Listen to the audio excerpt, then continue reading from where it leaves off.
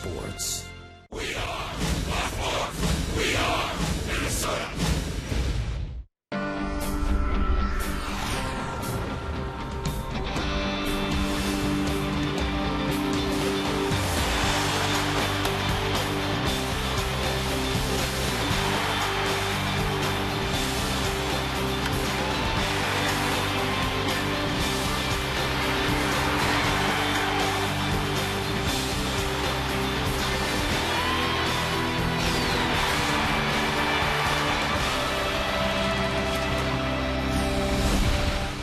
This afternoon from Target Field, Game 2 of this three-game series between the Twins and the Cleveland Indians. Now that both teams have officially been eliminated from the division race, we'll see who wins here this afternoon. Dick Bramer along with Bert Blyleven, and we've said it a lot this year, probably too often, that with injury comes opportunity, and you look for players to take advantage of those opportunities to play and make an impression, and it looks like Anthony Swarzak is doing that. Yeah, it really has, Dick. You know, Anthony Swarzak on the mound this afternoon. The record may not be where he wants it. He's 2-4 as a starter, but look at the earned run average, 3.89. He has done a very good job as a starter. 6 of his 8 starts so far this year have been quality starts, so hopefully it's another good one this afternoon. He's like a lot of the Rochester Red Wings this year. He got a chance at the major league level.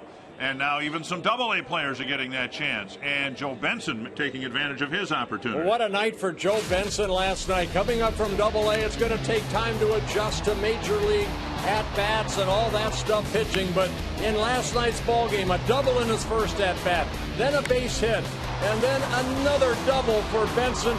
He had a chance, a triple. He had a chance for the cycle. Boy, he gave this ball a ride, but off the top of the fence, Benson with quite a night, 4 for 4, couple doubles, a single, and a triple. It was just one night, but it was one really good night for Joe Benson. When we come back, we'll talk about his adjustment as he gets used to life in the major leagues.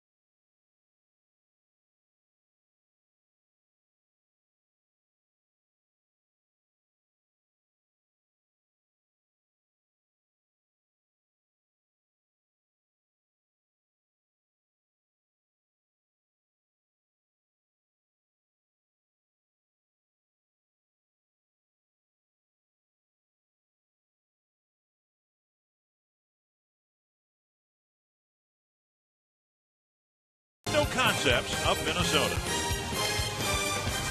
Welcome back. Fall baseball today at Target Field. Twins and the Indians in just a couple of minutes.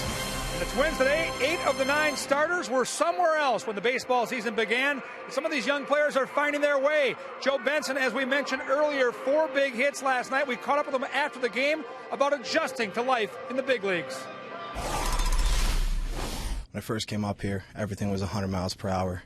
And, just talking to the coaches and Joe and Jerry White, they just told me slow everything down. I have the talent, I have the bat speed, I have the skill. Just, slow everything down and translate it into a good night tonight. The young guns will look to shoot down the Cleveland Indians. Anthony Swarzak gets the ball. Dick Bramer, Bert Blyleven, first pitch coming up on Fox Sports North.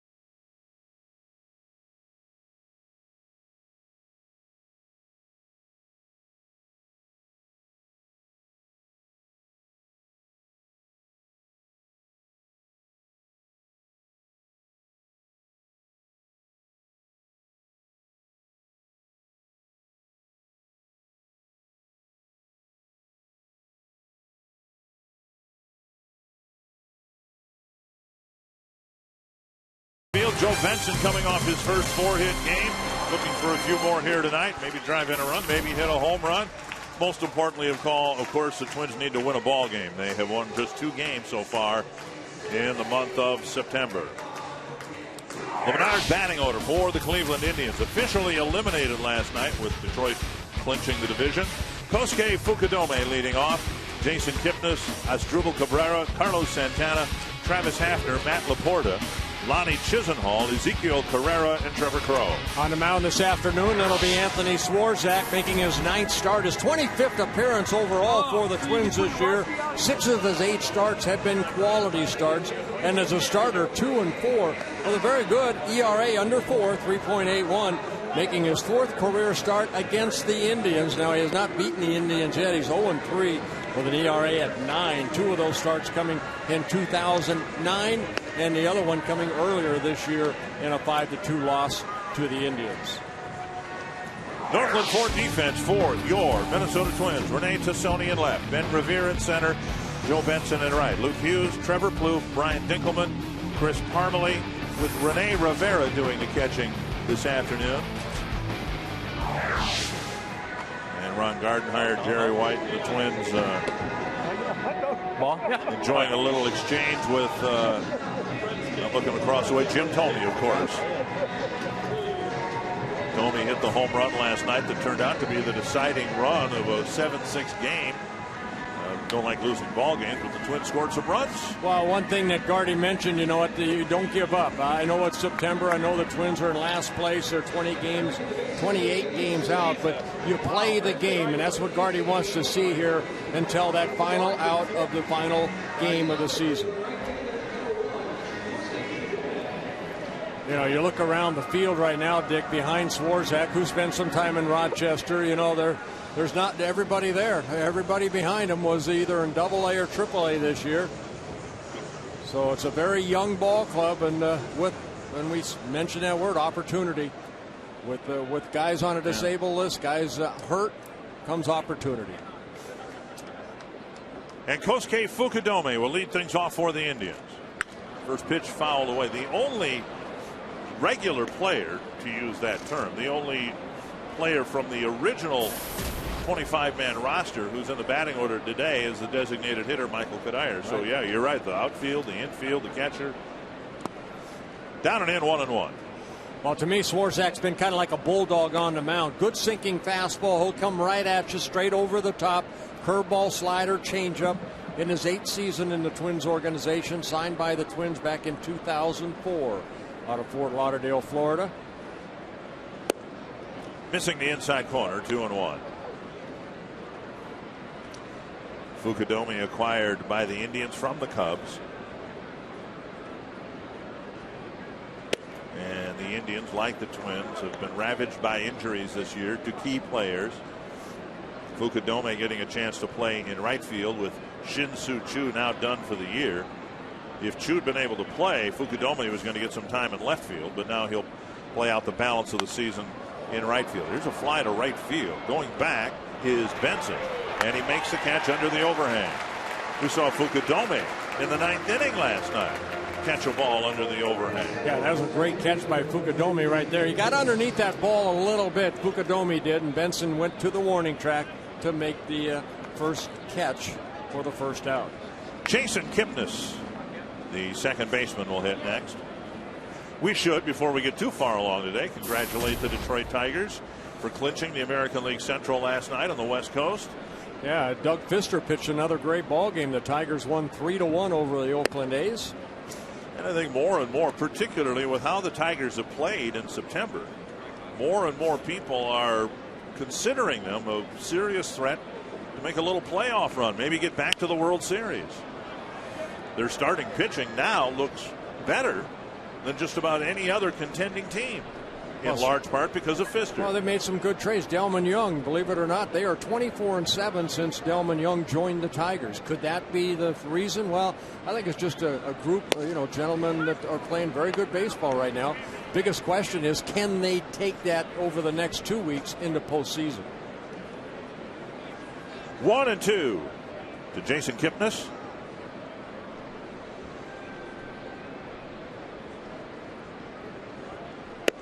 And Swarzak tried to clip the inside corner, 2-2. Swarzak, 26 years old, came up with the Twins in 2009. Made 12 starts, didn't go very well, 3-7, all last year in AAA. Lined over the head of Hughes into left field for a 1-out single. Kipnis aboard, Cabrera to the plate.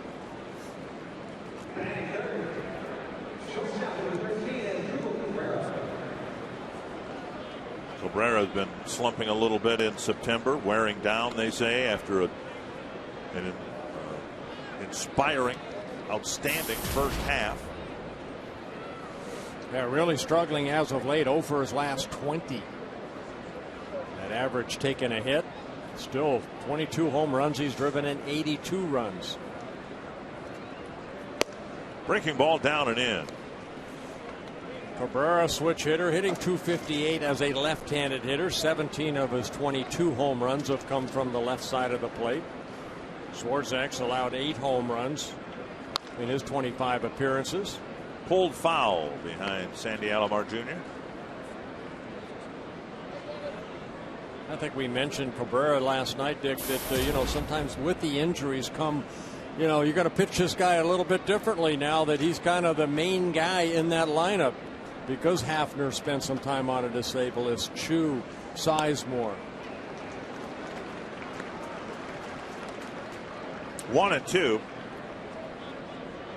Fair to call Swarzak a fly ball pitcher rather than a ground ball pitcher? I think he's 50-50. You know, when he gets that good sinking fastball down, he'll get some ground balls. That ball left up and it's lined into right field.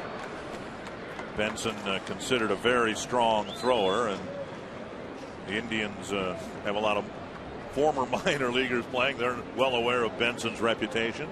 A couple of hits here in the first inning, and Twins baseball today brought to you in Sony High Definition. Oh, that ends a little streak right there for Cabrera. Again, 0 for 20 coming into that at bat. He finally gets that base hit. Now this is where Swarzak would like to get a double play. He's had 4 double plays turned behind him so far this year. Again, making his 9th start. You look for just subtle little things or things other than balls and strikes to judge whether someone can take that next step forward. And one of the things that Swarzak's done very well is hold runners on. This one popped straight up, back, and out of play. There have only been 3 stolen base attempts with Swarzak on the mound and only 1 successfully. Right. Now, as a pitcher right here, this is where I come out of the bullpen and I have to really work on that sinking fastball down and away. Needs a ground ball right here off the bat of Santana. Watch Rivera move. Are they going to stay inside like he's started a lot of these hitters? Or are they going to go down and away with that fastball? Inside with that 4-seam fastball. 1-1. Santana hit a home run in his first at bat last night. That 4-seam fastball will create more fly ball outs. If you can get that 2-seamer down and away and, you know, outer half of the plate, sometimes you'll get that ground ball out. He tried that to Kipnis, but he left the ball up, and Kipnis' good piece of hitting just went the other way.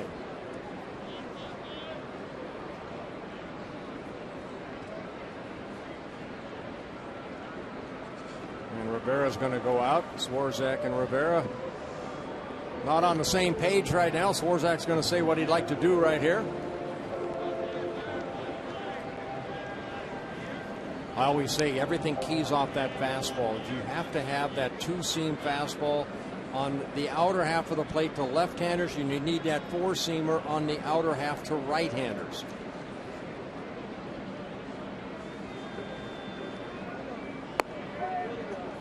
Two and one. That looked like a changeup right there.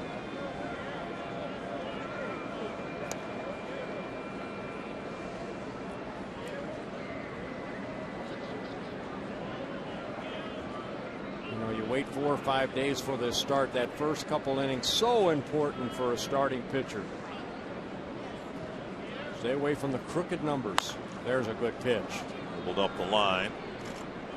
And Parmalee to the bag for out number 2. Kipnis to third. Cabrera to second. That still had a little bit too much of the plate, but it was a ball down in the zone. You saw by Fox Track, you know, the first 2 pitches up, and then the changeup, and there's that little bit of movement, and that creates that ground ball. If that ball's out a little bit more, he may roll it over and hit it to second base. Maybe a possible double play, but the Twins get the out for the second out. 2 in scoring position for Travis Hafner. That's the 2-seam fastball. What we've seen up in the zone is the 4-seam fastball. Doesn't have as much movement.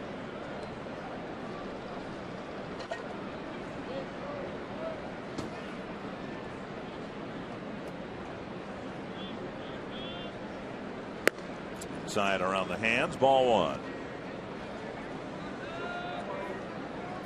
So far, the game plan for Rivera and Swarzak seems like, hey, we're going to bust these guys in, and then that opens up the outer half of the plate. Not a bad game plan. Not a bad game plan at all, but you want to start off by getting strike 1 because now he's in that kind of hitter's count right now. You know, Hafner, good fastball hitter. He's, I'm sure, looking fastball here and got it, but just popped it up foul. And I think what we saw in the 9th inning last night from 2 veterans, if you get into a hitting count and if a hitter is expecting a fastball, regardless of where it is, bad things can happen. Here's Nathan, who threw a fastball, I think, right where he wanted to, knee high on the outside corner. But the veteran hitter told me he was looking for a fastball, and he creamed it for a home run. Because the count was 2-1. It was in his favor. Right. 1-1 to Hafner here.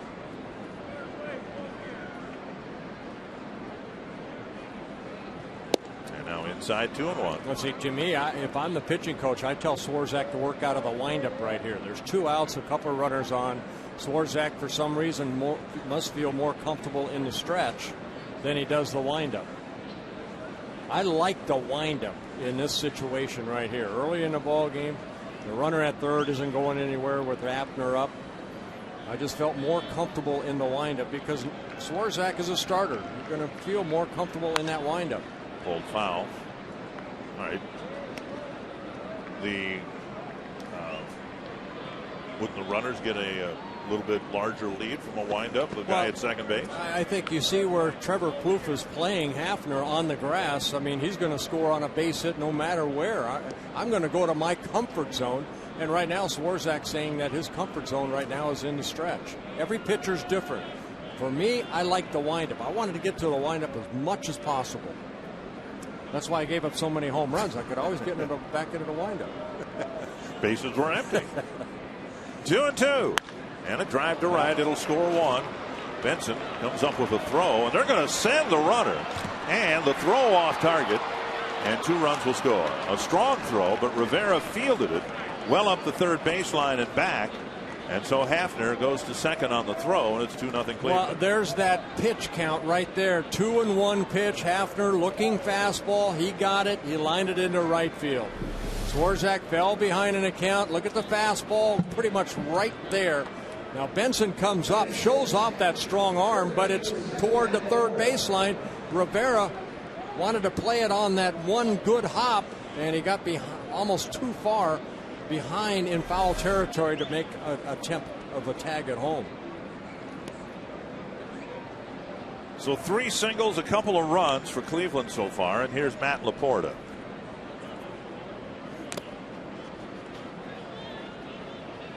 These are all things that young pitchers like Swarzak have to learn.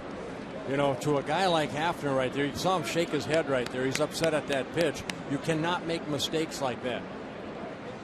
Hafner, one of those guys that is paid a lot of money to drive in runs. You fall behind an account, too good a pitch to a guy that is an RBI producer. To short center. And Revere comes in for the final out. The Indians strike first with a pair of runs in the first inning.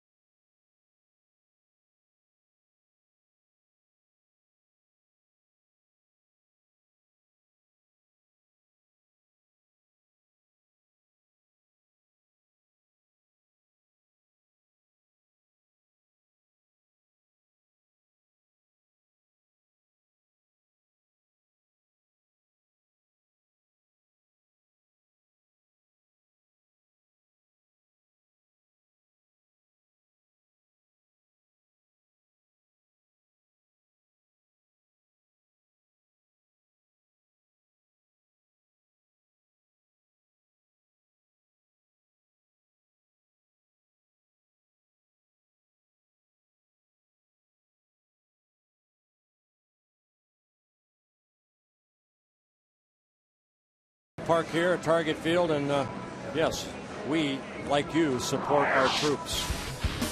Here's the Menards batting order for the Twins. Ben Revere in the leadoff spot. Then Trevor Plouffe, Michael Kadire, Chris Parmelee, Luke Hughes, Rene Tassoni, Brian Dinkelman, Joe Benson, and Rene Rivera. Mark Gomez on the mound, making his 8th start for the Cleveland Indians. He's been up and down all season long. making his 9th appearance. His only relief appearance came against the Twins earlier this year here at Target Field. Now he's 3 stints with the Indians. His 3rd career start against the Twins. 2 starts in 3 ball games. He's 0-1 with an ERA at 6.43, just making his 19th career start. And Ben Revere got a couple of hits last night. Will lead things off. Twins trying to answer an early 2-0 Cleveland lead.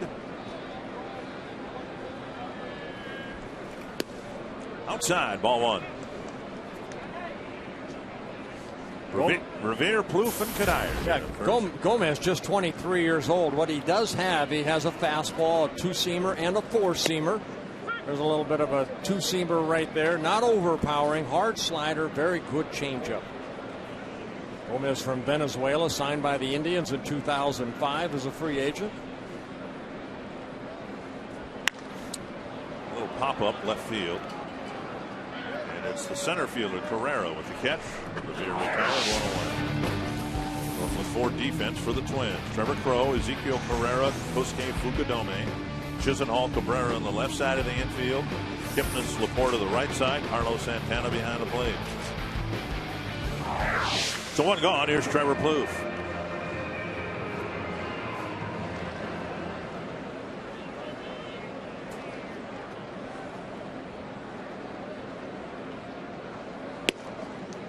Strike 1. Plouffe hit the ball sharply 3 times last night. Got just 1 hit.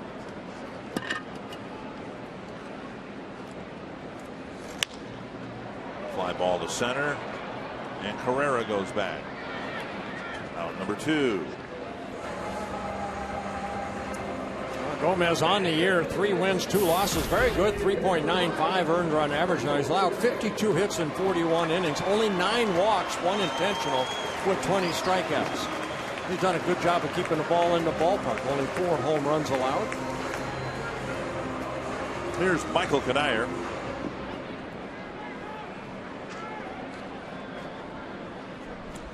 Kadire, the team leader with 18 home runs. The Twins as a team have yet to hit their 100th and might not this year. 94 home runs on the season. Yeah, the fewest in all the American League.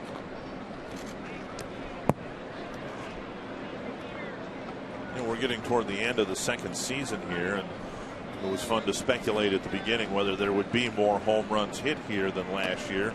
For whatever reason, that hasn't been the case. But I'm not sure that the ballpark is the reason why. You've got a lot of inexperienced players here for the Twins. Not many power hitters. But how would you assess this ballpark so far? I still think it's a pitcher's ballpark if you can make him hit it, kind of like, Comerica Park, hit it down the left center to right center. I mean, Benson clobbered that ball last night in his last at-bat. And what did he get to show for it? A double that hit high off the wall. A lot of ballparks, that's a home run. But right now, if you pull the ball down the lines, the ball jumps pretty good. But definitely a pitcher's ballpark if you can make him hit in that area, straightaway center. Bouncer in front of the third baseman, Chisenhall. He sets and fires up the line. And Kadire's going to dig for 2, and he'll be out if there's a good throw. Kadire rounded the bag after seeing the overthrow, and then once he committed, he didn't have much choice but to try to run to second base.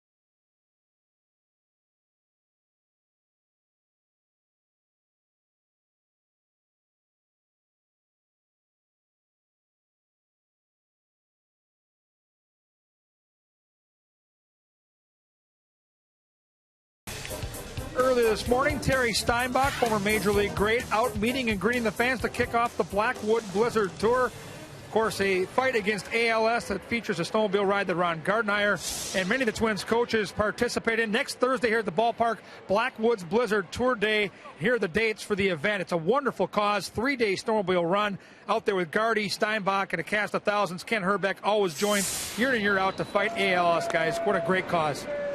Thank you, Kevin. And I think that's something that you should do. No, I was going to ask you, have you been on that? Yeah, I was invited a few years ago, and I would have gone, but I had a basketball game to do. Sure. No, I'd love to go up there. They invite me. Now, do they have golf courses along this route? Yeah, they're buried under 3 feet of snow, but they've got plenty of golf courses up there. Well, there's more information right there on the Blackwoods Blizzard Tour. That sounds like a lot of fun. I'm telling you, if they're kind enough to invite me, and if I can make it, I'd love to do that. Now, do you have a snowmobile? I do not. Okay, so how are you going to do it? I think they would provide one for me. I think maybe Herbie, behind his, he'll put one of those little carts on there where you can sit in the back. A sled, yeah. I like that idea. I think Herbie probably has a sled. He just doesn't carry humans back there. Supplies. Well, you're kind of like a supply. Here's Ezekiel Carrera. Have you ever been on a snowmobile? Yes, I have. When we lived here, I had 4 snowmobiles for the boys. All right. Yeah, it was a lot of fun. Yeah. We actually lived in Medina, and the Northern Trail was just out our back way. So, yeah, I had a lot of fun on those things. 0-2 to Carrera. Carrera in his rookie season from Venezuela, just 24 years old. So getting an opportunity to get some at-bats.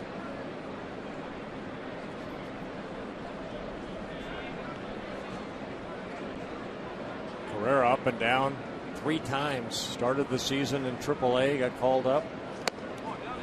Swarzak having a tough time getting that fastball down. Yeah, you got to really tell yourself to stay back and create that downward plane. You have a tendency to rush, especially early in the ball game. You got to tell yourself, stay back, let that arm catch up. And everything seems to be up in the zone right now. A lot of times between innings, I would sit down with my catcher. If I'm up, I'd have him really keep that glove down. Give it to me almost, below the knees of that hitter, so I can focus on that glove. And another foul.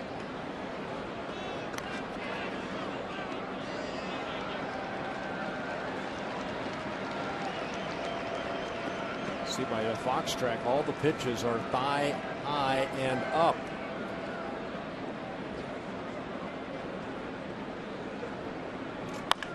That's poked to right. Benson has it go off his glove. He was fooled by that ball. Carrera's going to round second and head for third. Benson did not get a good, quick, clean break on that ball, and it ended up bouncing off his glove. Well, you're going to see this from this young ball club right here. Make some mistakes, and even though Carrera hit this ball sharply, the 2-seamer, he went down and got that ball. Benson kind of stopped, reacted, and by the time he could go back, the ball kind of drifted back behind him and hit off his glove. Then he had a little trouble picking up that ball, allowed Carrera to get to third base. A triple for Carrera. Crow will hit with the infield brought in here.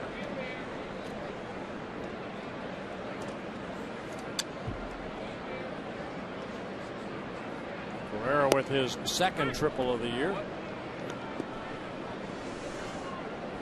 Called strike to Trevor Crow. This is where you think strikeout as a pitcher. Crow only in his 7th game this year, spent most of the season, all the season, down in AAA. Laced single up the middle will make it a 3-0 ball game. Crow tattooing the ball. And first time through the batting order, the Indians are 5 for 9 against Swarzak. Crow picking up just his 2nd RBI. Now Trevor Crow, a switch hitter. He started the season on a disabled list. Had some right shoulder rotator cuff soreness. But shoulder okay right there on that line drive base hit. Picks up an RBI. 3-0 lead. Here's Fukudome, who hit one to the warning track his first time up in right field.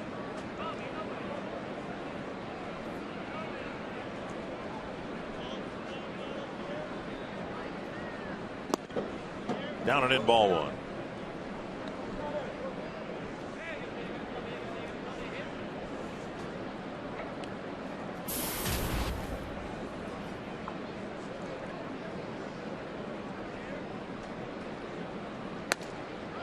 Swarzak here in the second inning, pretty much all over the place.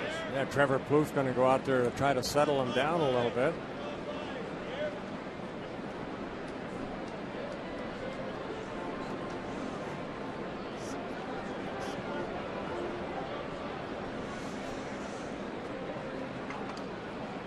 Gardenhire and Rick Anderson hoping that Swarzak can find a groove here.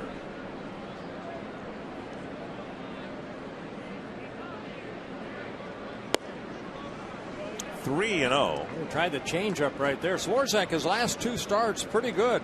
A couple starts ago against the White Sox here, 8 very good innings. Ended up losing a tough ball game, and then his last start, a no decision in Detroit. Fukudome walks. 3 straight batters have reached here in the second inning. Kipnis will hit. You can catch all your Viking action Sunday mornings on Fox Sports North. Vikings Weekly at 10. And you'll hear Donovan McNabb's plan for beating Tampa Bay. Then at 10:30, it's Vikings game plan as Coach Leslie Frazier breaks down game film on Buccaneer quarterback Josh Freeman. At 11, it's Vikings country with Jared Allen. Find out why this week's host Chad Greenway says the show's better with him rather than with Jared Allen. Wow, it's all on Fox Sports North. You come on somebody's show and you start claiming that it's a better show with you on it than the host. Quick trip to the mound by pitching coach Rick Anderson, trying to get him back down in the strike zone.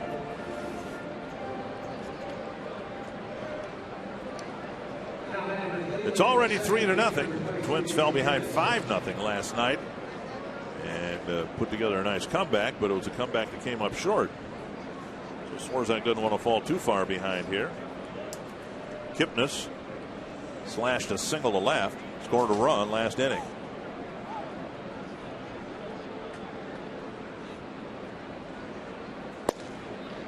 And strike one. Want to pass along birthday wishes. Happy 93rd birthday to Mary Moe of Bemidji. As we're saying, birthdays. Happy 85th birthday to George Merritt. He's here. He's been battling Parkinson's for a long time. So, George, happy 85th birthday. Kipnis drives one through the gap. It'll score 2 more. And he'll try for the second triple of the inning. And he's in, and it is 5-0 Cleveland. Kipnis with his second hit, his first triple of the year. And it's been a disastrous start for Anthony Swarzak as Rick Anderson gets on that phone out to the bullpen. Another pitch you can see right there. And then Kipnis doing what he should do. Almost batting practice right now for the Cleveland Indians. 6 hits, and they've all been blistered. I mean, they've been line drives. Here's a Cabrera. Hooked a single into right field his first time up. Now the infield in, and it's ball 1. And how many strike ones has Swarzak thrown today? What is it? 5 of 12. 2 of 6 in the first inning. Blocked nicely by Rivera, but it's 2-0.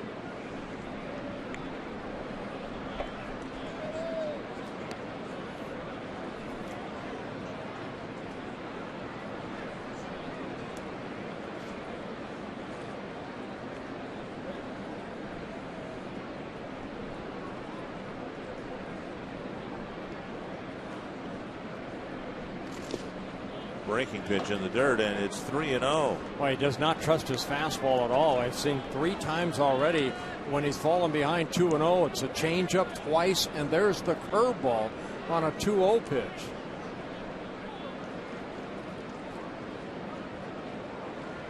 See what Cabrera gets on 3-0. Fastball. Nice pickup by Parmalee. And he made several good plays last night. It looks like Parmalee in a small sample size, would be labeled a better than average defensive first baseman. You know, he reminds me a little bit. I've been watching him, over the last week or so. A little bit of a young Wally Joyner when Joyner first came up. Very good hands at first base. Was Joyner a left-handed thrower? Yes. I don't remember. Yes, he was. I'm trying to think the last regular first baseman the Twins had that was a left-handed thrower. Kent Herbeck, of course, a left-handed hitter, but he threw right-handed. One strike to Carlos Santana. Yeah, Randy Bush. Yeah, Bush played some first. He played some first.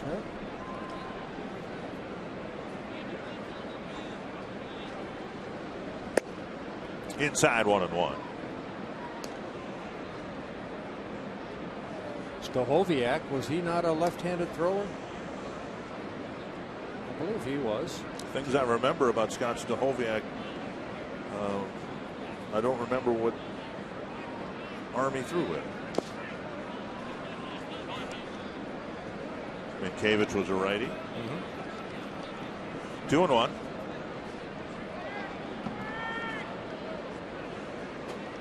You see a lot of pitches so far here with 2 outs in the second inning. 50 already. That ball landed 4 feet in front of the plate. Rivera was able to block it. High pitch count in part contributed to Kevin Slowey's demise again last night. 90 pitches in 4 innings. 3-1. Hafner on deck. I don't see that bulldog in Swarzak right now. I see him kind of nitpicking a little bit. Fastball in. It fills the count.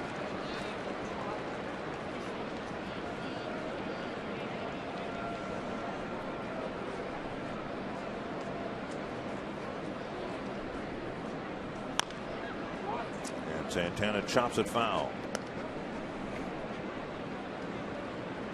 At this level, you have to make adjustments very quickly, and Swarzak really hasn't done that. A lot of pitches. Even Kevin Slowey in last night's game, as you look at Slowey, everything was up, up, up. There was no game plan, no pattern, no working the ball in or out consistently. Everything's been pretty much, right down the heart of the plate that's been hit sharply. That's crushed. It was a fastball, and pitches like that shatter the confidence in the pitch. With Santana clubbing a big 2-run home run, and it's 7-0. His 25th home run of the year. He had a solo home run in his first at bat last night, and Ron Gardenhire's seen enough. Indians take a 7-0 lead. Santana driving in his 74th and 75th runs. Another fastball up. Well, you look at that high leg kick, like he knew the fastball was coming. Swarzak left it up, and Rivera never had a chance to catch it. It's 7-0 here in the second inning.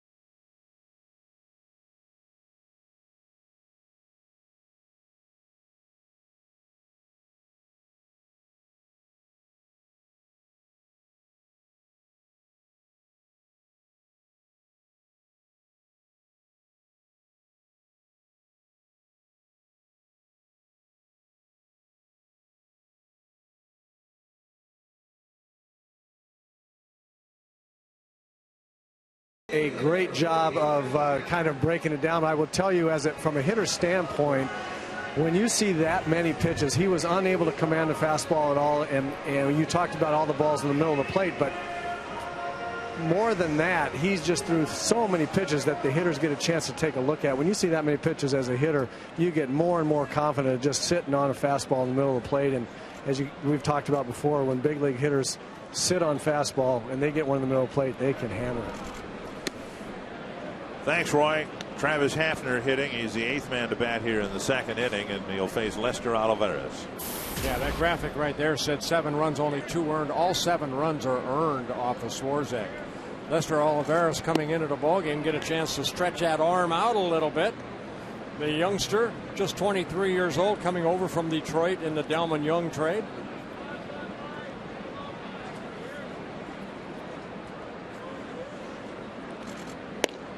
And there's a strike. Swarzak had a couple of quality starts in September, but this one he'd like to forget. 2-1 to Travis Hafner.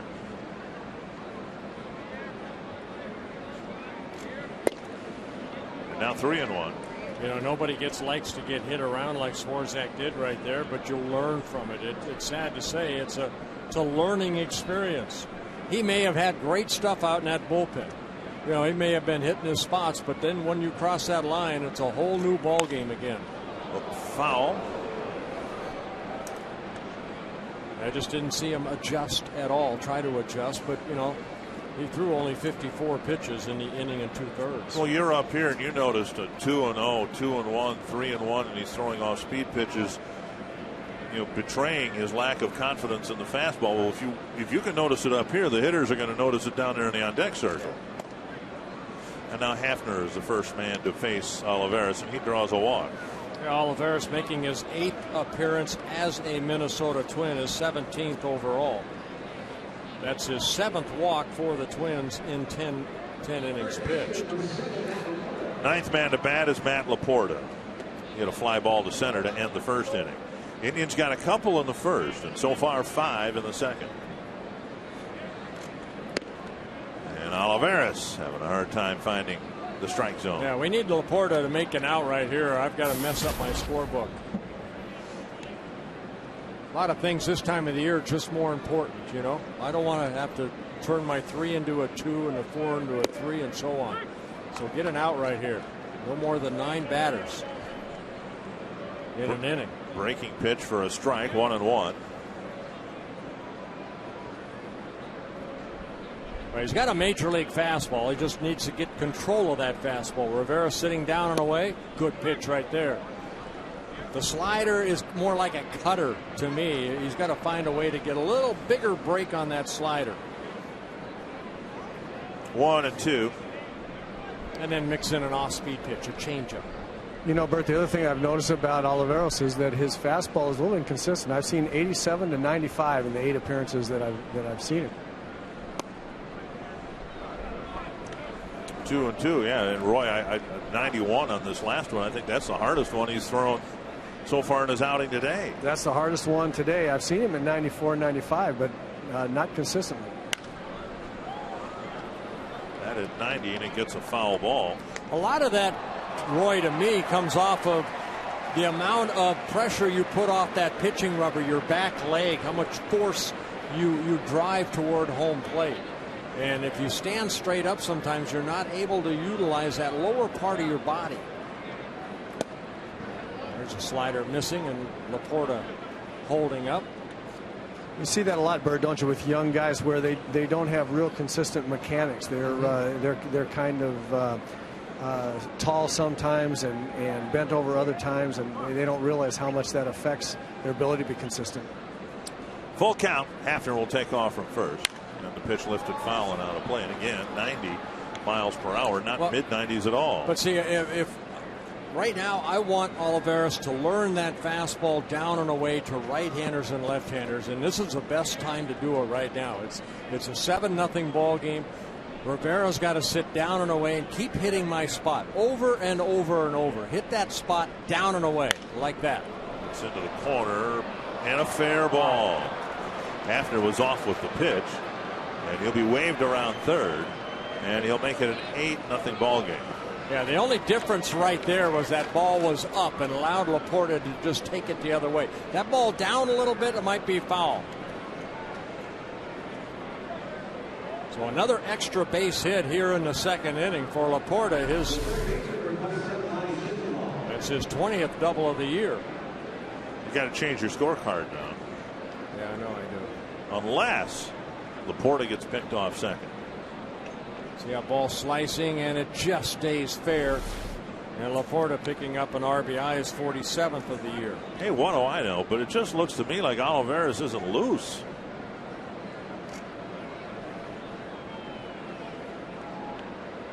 You hope he's not hurt, but he's just kind of looks like he's trying to guide it over the plate. 1-1. Well, I know he pitched in that Kansas City series. Right. Then he had an off day yesterday. Yeah, only 2/3 of an inning. He's just kind of pushing it toward home plate. And Dinkelman with the catch, and the inning ends. 10 men bat. 6 of them score. And the Indians have broken the game open.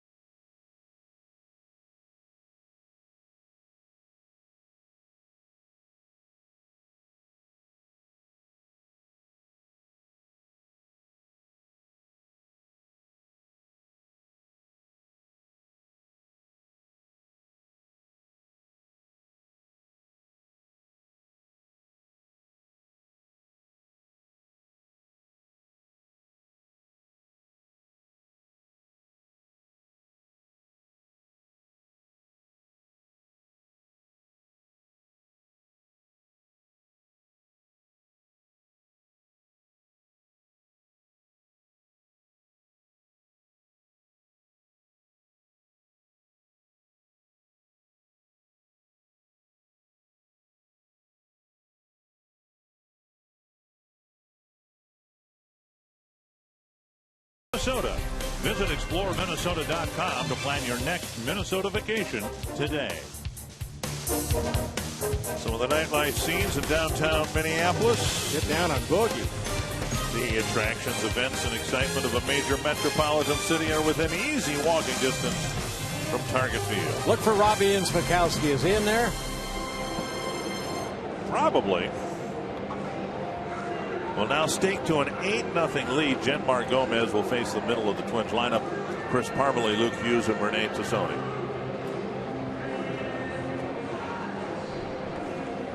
Twins lost a 7-6 ball game last night. So far, they've been blown out by the Indians. Parmelee has driven in 3 runs, hitting a .280. Both he and Benson looking for their first major league home runs. Outside, ball 1.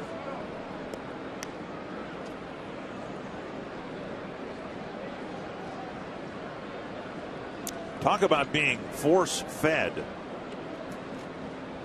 The Twins, with just about everybody on the 40-man roster having played up here, anybody who was at all proficient at AAA has spent some time here. Now the Twins dipping into their AA roster. Parmelee not only playing every day, but hitting cleanup.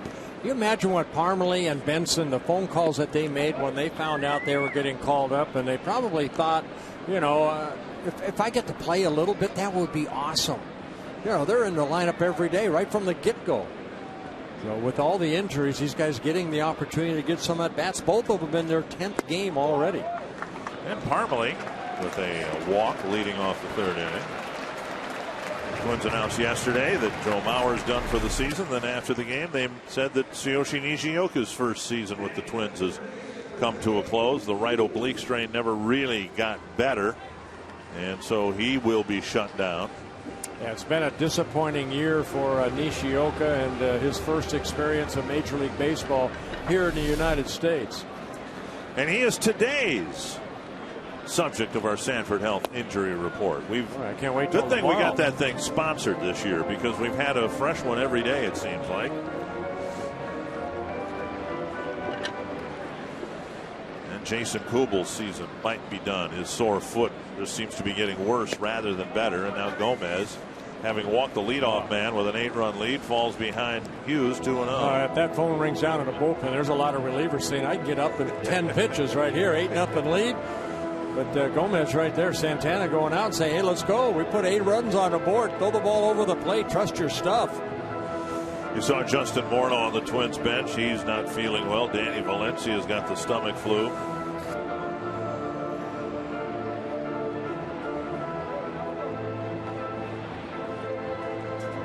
Twins don't know whether Morneau is going to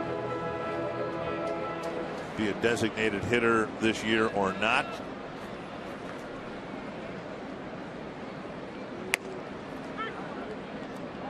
A strike, 2-1.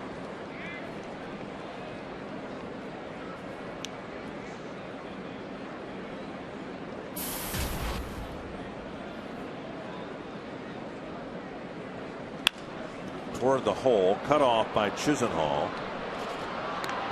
Safe at first. Hughes stayed out of the double play, 1 down. Yeah, good hustle right there by Luke Hughes down that line, and that's what the Twins want to see. You know, almost a tailor-made double play. Chisenhall does a good job getting over there. Quick flip over to Kipnis at second. And Hughes hustling down that line to stay out of the double play. Well, Chisenhall's little flip there. Maybe should have thrown it with a little more zip. Look at this. He just kind of soft-tossed it. Yeah, but look at Hughes right there hustling down the line. So combination of a couple things. You know, maybe a little quicker throw to second baseman, but also good hustle by Hughes. Strike on the inside corner to Tassoni.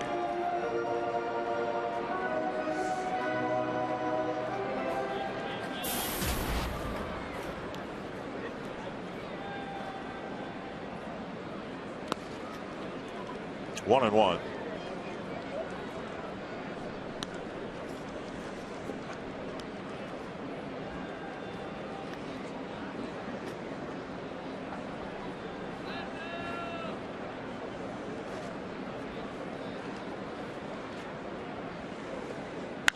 Popped up left field. Drifting back is Crow, and now the center fielder Carrera makes the catch, out number 2. Dinkelman will hit next, but first let's tell you about tomorrow being a Kids Appreciation Day. As the Twins take on Cleveland, all fans 14 and under get a Twins team poster presented by Angie's Kettle Corn. Call 833 Twins. Visit twinsbaseball.com to get your tickets for Kids Appreciation Day tomorrow at 1. And as disappointing as the performance has been on the field this year, the Twins do want to thank their fans for the incredible support here at Target Field again this year. Twins will draw over 3 million fans, and I don't think anybody in the organization is happy with the way the team has played this year. It has been a train wreck of a season because of injuries and other matters, but the fans still very supportive of their Twins. Yeah, 73 home games, averaging over 39,000 fans per game. Dinkelman pulls one through the hole. So first and second, 2 down. Joe Benson, who enjoyed his first 4-hit ball game, and Roy Smalley, all these guys in the lineup here today getting invaluable experience in September. They sure are, Dick, and I think specifically of Joe Benson and Chris Parmalee, the Double-A guys. It really is invaluable. The greatest, toughest, I guess the toughest thing I should say to overcome when you come to the big leagues is the unknown. You're just not sure if you belong. You have to find out. You keep dominating lower minors, but then can you play in the big leagues? And whether they make it in the big leagues to the big leagues next year or not, what they're seeing right now is, hey, this is not impossible. I can play with these guys, and that's an unbelievably great experience. And even if they, you know, as I said, if they don't get up here next year, they know that they belong up here, and all it takes is a good year next year in the minor leagues. They'll be right here playing every day. Hey, Roy, you came up with the Texas Rangers. What is this ground ball to Chisenhall and retired the inning right there? We'll maybe get that in a little bit later. Twins come up empty in the second. It is 8-0.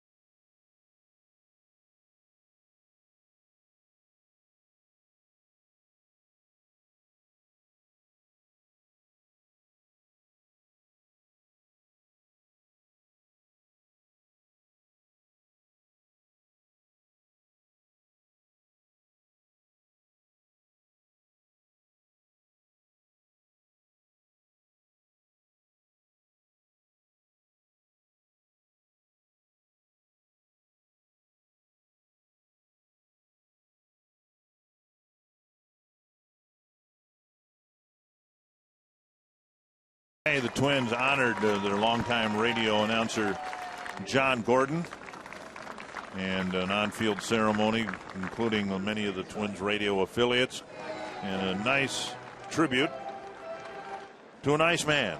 Very nice man. He's going to be down in Fort Myers, Florida, retiring and playing a lot of golf. Going to try to get some of his money this winter. Good luck with that. Yeah. People have been trying that for 25 years here. Here's Carrera, and he shoots one foul. Well, the 25, that means 25 years that John Gordon has been covering Twins baseball. Touch them all, John Gordon. He'll be missed. 2 strikes to Carrera leading off the third. And a little pop-up, sounded like he cracked his bat permanently in foul ground. Puts it away, 1 down. Follow the Twins with MLB.com at Bat 11 for your iPhone, iPad, Android, or BlackBerry. Get the score, stats, highlights, live audio, and more. Text at Bat to 31826 or visit twinsbaseball.com. Well, tell me what you think about Olivares. He's thrown a couple pitches here in the third, but we've seen him rear back and just light up the radar gun, and he hasn't done that at all here today. Well, not yet. I mean, maybe he wasn't loose, down in that bullpen, and hopefully he can get, 2 or 3 innings out here. There's a changeup right there at 75 miles an hour. Would Rick Anderson have said, hey, look, let's back off the velocity a little bit and see if it improves your command? Could that be what's we're seeing? You see Francisco Liriano getting loose. He can get in this ball game. Another off-speed pitch. Yeah, it could be. I mean, let's work on that changeup. It's kind of like a spring training game right now for Olivares. And he's got a great arm, but it's the control that has been the issue, especially off that fastball. And he shook off a couple times. 90-mile-per-hour fastball off the plate. But you can see where that pitch is. What's the purpose of that pitch? Get that ball down in the strike zone.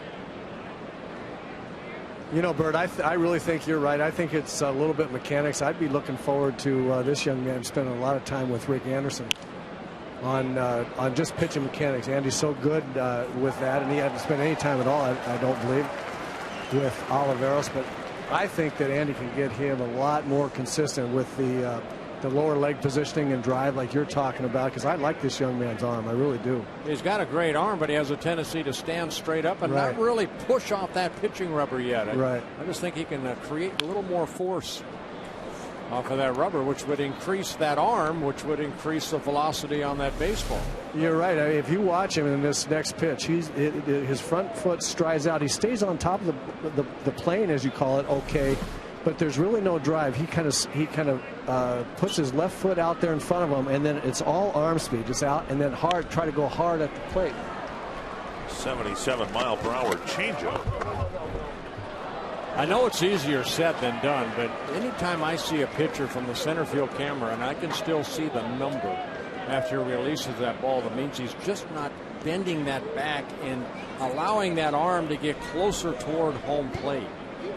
I see it with Scott Baker. I see it with other pitchers, and I don't see the explosiveness off of that pitching rubber to really drive that ball down toward the plate. Get that ball down in here. Get it down in there. How do you do that? You drive the ball down. Excuse me, I messed up my telly. Well, whatever it was, change up 78 miles per hour, it gets a strikeout. Well, maybe Crow saw me messing around with my telestrator right here, but this is a good fastball. And, was it a changeup? Yep, 78 miles per hour. Okay, changeup right there. You see the spin on that ball. Crow, a strikeout victim.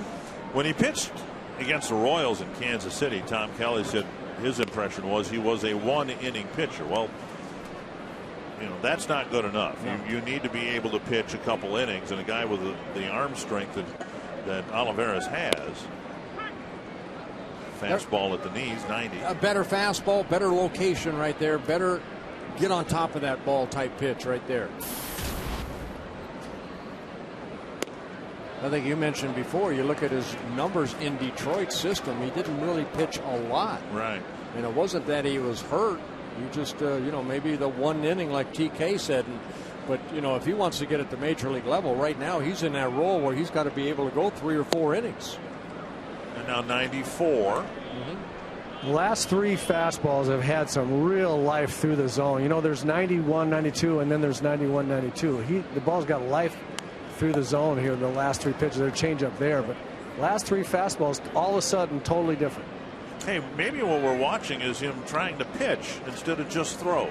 He's really spread his velocity from mid-70s to mid-90s. 2-2. And now fouled back at 92.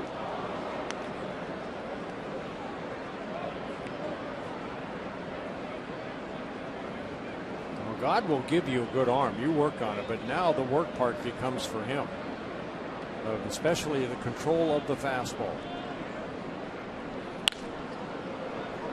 93 and hit on a line to Revere, and a 1-2-3 third inning for Olivares.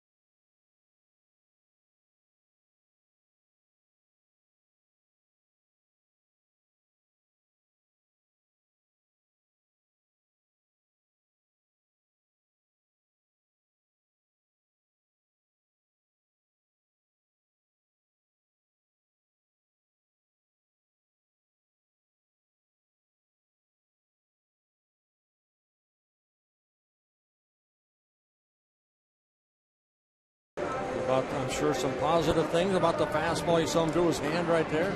Trust your stuff right there. See that downward plane even Rick Anderson's talking about. So it's constant learning and listening. I think maybe what we saw was an important step, and there's probably going to be several more taken in Olivares, in the conversion of him from being just a hard thrower to somebody who can pitch a little bit and maybe pitch more than one inning. Well, that will come with experience out there and then building up that arm strength. Rene Rivera, the hitter. Looks like Olivares is done. Liriano continues to warm up. 2 strikes to Rivera and a chopper to short. Easy play for Cabrera, and he makes it 1 down. Hey, Roy Smalley, last inning we were talking a little bit about these young, talented Minnesota Twins playing at the major league level from AA, AAA. When you came up with the Texas Rangers, you were very young. What did you go through?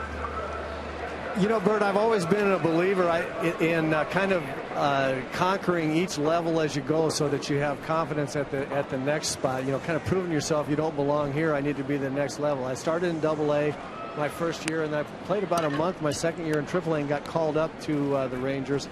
And you know, I was real hot in AAA. I'd started pretty well, but you never, like I said, you never really know until you get up there. And I remember one of the things that I got my first hit off Jim Cott, and that really helped me. I thought, holy cow, if I can hit this guy that could be a Hall of Famer, and by the way should be, right? You know, maybe I got a chance. And then I think the thing that turned me around was the first time I ever saw Nolan Ryan pitch. Revere lines one in front of and then past Trevor Crow. Revere digs for second, and he's in with what might be a double. Yeah, it should be a double right there. Crow came in, tried to shoestring it, and made a nice, very good attempt right there on that sinking line drive, and it'll be double for Revere. Go ahead, Roy. I want to hear the rest of the story, please. Well, good swing there by Revere. I like seeing those line drives left from Ben, but first time I saw Nolan Ryan pitch, this is what I really like. I wish I had been able to run like this just to see what the ground looked like going by. That must be really fun. Here's Plouffe. First time I ever saw Nolan Ryan pitch, he threw me a fastball down the middle at about 98, 99 miles an hour, and I thought, okay, that's hard, but I saw it. I actually did see it. It was not going to throw it by me when I don't even know where it is. That made a big difference to me. I thought, you know what, I can play here. But that's what these guys are getting experience with right now, knowing that, you know what, I have the talent. These guys are not going to over-talent me. Now it's up to me to work to get the consistency to play at this level. 2 strikes to Trevor Plouffe. Twins trying to get on the board here in the third. Well, Roy, you kind of came around, you were brought up around the game of baseball, slider missing down and away, but you can't put enough emphasis on getting out there and actually playing the game. That's exactly right. That's the only thing that'll do it for you. You got to go prove it to yourself. 1 and 2 to Plouffe. And strike 3 needs to be a throw to first. Santana makes it, and Revere at second now with 2 out. You can ask a question or offer up a comment online at carsoup.com/baseball. Tony Rollins from Farmington wondering whether we see Anthony Swarzak being in the rotation next year. Well, he's got to have better outings than he had this afternoon, but again, the Twins have a lot of decisions to make this winter. And, that man's going to have a big input on the starting staff for next year. Rick Anderson, Ron Gardenhire, Billy Smith. And it'll be every spring training to me is an audition. No matter if you're Carl Pavano or, Anthony Swarzak, you have to come in and earn your spot. Kadire, the hitter.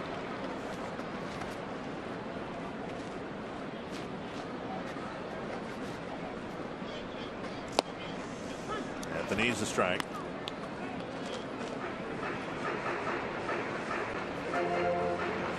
Indians getting a couple of runs in the first inning and 6 in the second when they knocked Swarzak out. One of the runs charged to Lester Olivares. 2-1.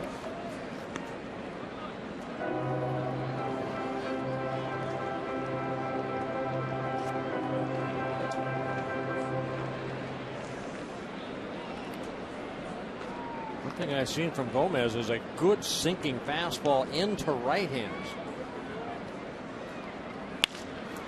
Kadire with a single to left. Revere will be waved around third.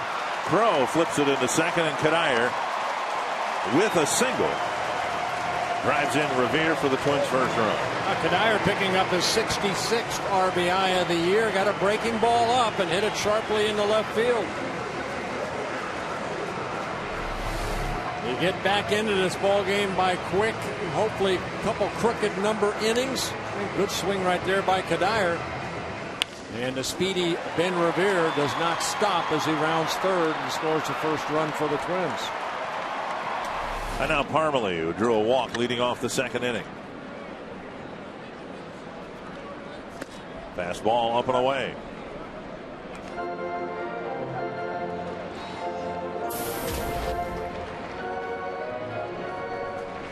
Parmalee was forced at second base after his leadoff walk.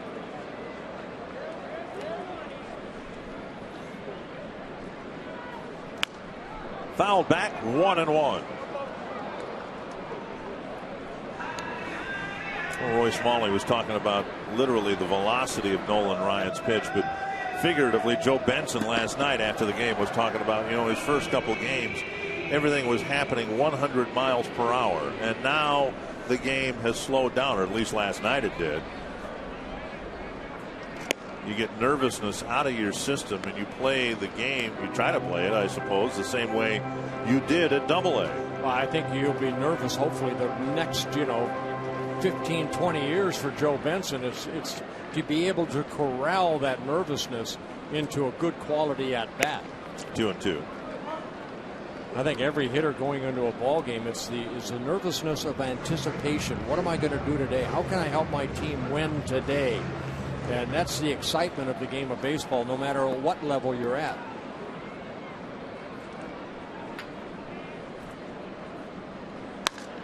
And Parmalee slashes a single to left. Kadire holds up at second. There'll be 2 men aboard for Hughes. Oh, a nice piece of hitting right there by Parmalee. Just a ball looked like it was down and in. He just inside outed it and hit it nicely into left field. A good solid swing right here by Chris Parmalee. Where that ball is, down and in. Slicing it into left field. If you didn't have that number 64 on his back, that would look like a veteran swing right there. Yeah. So first and second, 2 down, and here's Hughes.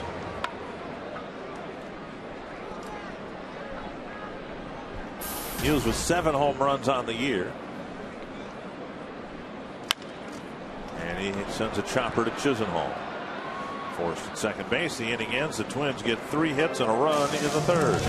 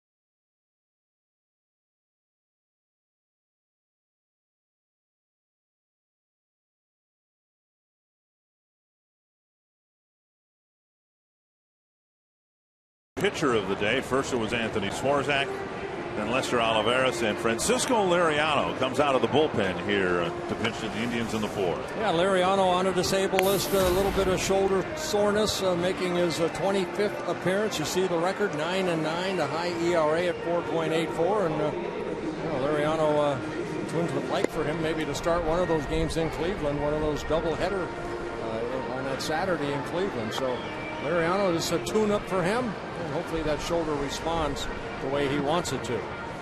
And the Twins expect to get an inning, maybe 2, but no more today, and then 3, maybe 4 innings in Cleveland if he in fact makes that start. And outings like this are very similar to the outing that Brian Dunsing had. Scott Baker, if he comes back, will pitch out of the bullpen, mainly just to relieve any anxiety, unnecessary anxiety during the offseason that there's a physical problem to be dealt with during the offseason. 1-0 to Kipnis.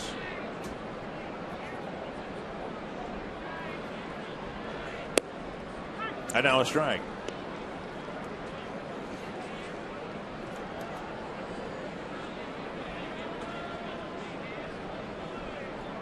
False start for Liriano. Now he's ready. Swing and a miss, 1-2.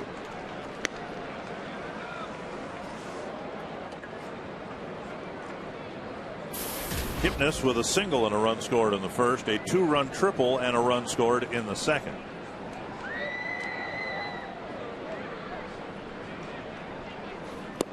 And Liriano with the slider strikes out Kipnis, 1 away. Well, looked like a good slider right here by Liriano. Good hard break. Window Concepts window of opportunity. Francisco Liriano, good numbers against the Indians, although again this is expected to be just an inning or 2 of relief work here. Yeah, I mean the last 2 starts against the Indians this year, we see the 0.82 earned run average.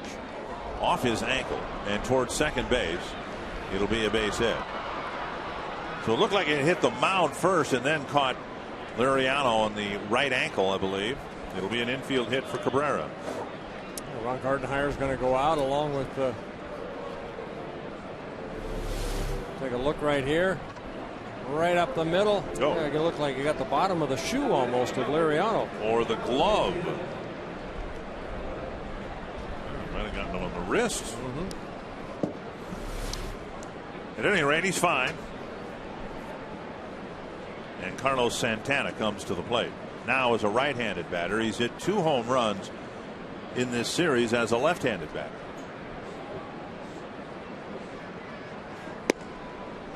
Strike on the outside corner.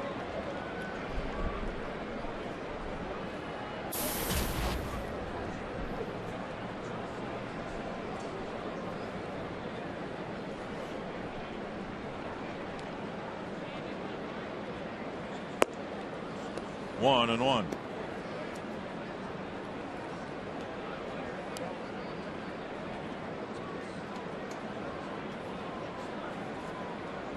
Liriano with 9 wins will pitch out of the bullpen the rest of the way, with the exception of the necessarily abbreviated start if he makes it against Cleveland. Bottom line is he very likely will not get 10 wins unless things break right for him as a relief pitcher. Brian Dunsing has 9 wins. He'll pitch out of the bullpen. Scott Baker 8 wins out of the bullpen. Blackburn done for the year, 7 wins. Pavano 8 wins. The Twins very likely will not have one pitcher in double digits in wins this year, when at the All-Star break it looked like all 5 might get there. Yeah, you know what? I mean, you go into the month of August, and really it was the starting staff that was kind of the most solid thing the Twins had going for them. And then they kind of all broke down at the same time. There's a called strike, and Santana will come back with a 3-2 count. Yeah, only Carl Pavano is the old man of the staff that has stayed healthy. After today, 12 games left in the regular season. Twins wrap up the series tomorrow, then they go to New York for 1 game, then come back for the balance of the homestand. Ripped to left, and Santana has a hit. So a pair of singles against Liriano with one gone here in the fourth. Well, we have the Circle Me Bert contestants up here, the Knutson family from Chaska. And you were all hereby circled. Happy birthday to you, Patty. 29 again. And Jacob, you're supposedly the biggest baseball fan ever. And you're a Twins fan. I like that. So welcome up to the booth. Very nice sign right there. I like the way my bobblehead moves. There he goes. Move him. Hafner with a 2-run single, a walk and a run scored. And he takes ball one. Hafner has 1 year left on his multi-year Mega Millions contract that he signed years ago with the Indians. And that in and of itself is a fly to deep right center field. Benson going back. And he makes the catch up against the wall. Runners were playing it a little more than halfway, 2/3 of the way. They each retreat for out number 2.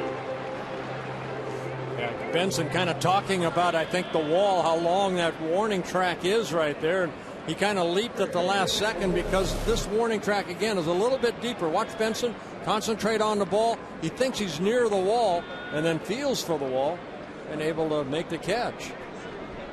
So he kind of leaped right there. He thought maybe, 1, 2, 3 steps. It's more 4 steps here at Target Field rather than 3 steps, where I'm sure at the minor league, New Britain, might have been 3 steps to that wall. And then 3 steps, and then never having been there, maybe a chain link fence, a wood fence, something not as padded as the one here. 1 strike to Laporta. We're talking about Hafner and his contract, and on the basis of that 1 year left, would seem like the Indians would not be in position to rehire Jim Thome. Underhanded to second. Hughes with a nice pickup. The Indians get a couple of singles, but leave 2 men aboard in the fourth.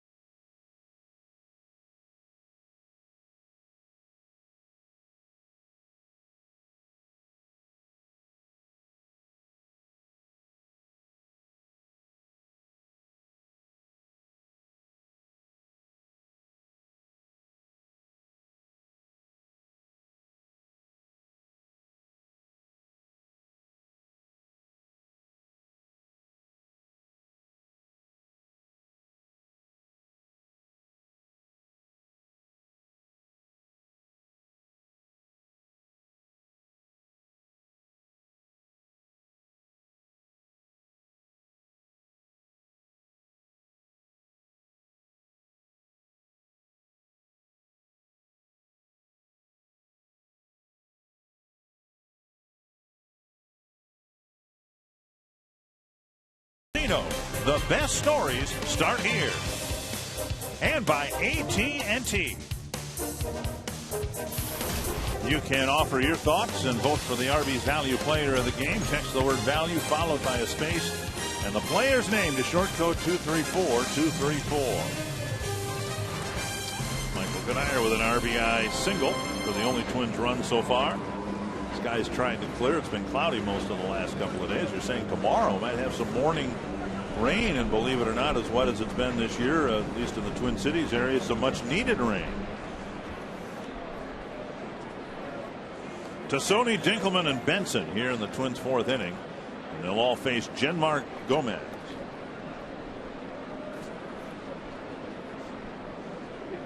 Swing and a miss, 1 strike. Tassone with a fly to center his first time up.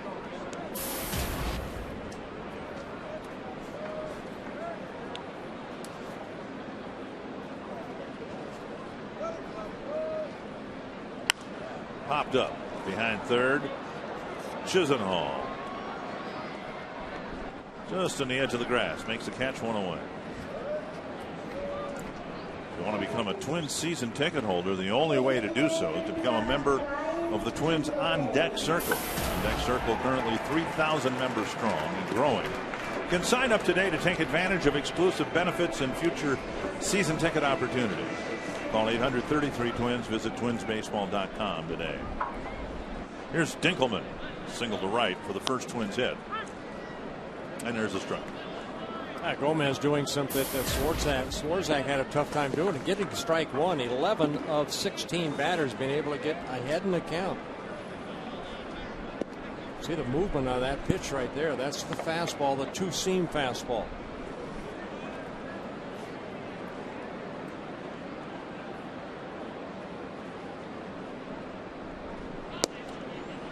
Good off-speed pitch there. It's been a disappointing year for the Twins, to be sure. One good thing, there are not too many good things, but next year in spring training, when we're televising games down there in Fort Myers, and Brian Dinkelman comes into the game or starts a game, he gets his second hit, fans will have already seen him play during the regular season.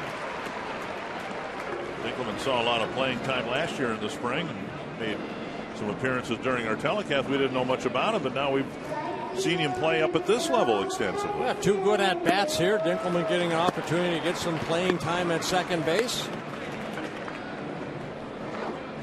Dinkelman signed by the Twins in 2006. Here's Benson hitting 8th after a 4-hit game last night.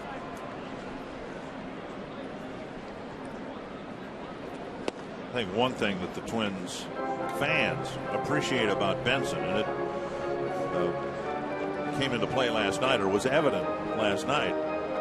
You see so many prospects, people coming up, and they get hits, they get singles. It's nice to see some extra base pop from a guy like Benson, who got 3 extra base hits in the game last night. Yeah, 9 major league hits so far, 6 extra base hits. That's off his front leg and a strike, 2 of them now. Yeah, that's that 2-seamer that runs in on that right-handed hitter. Benson got it on that, like that left foot. Got that pad on that left shin area anyway. Listen to this.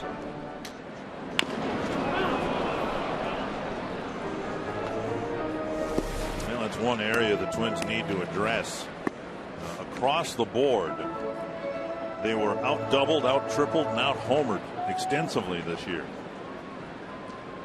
All the injuries to the Mauers and Mornos and Kubels and Span is a big part of that. Coming into the game, they were out doubled by 28, out tripled by 16, and out homered by 59.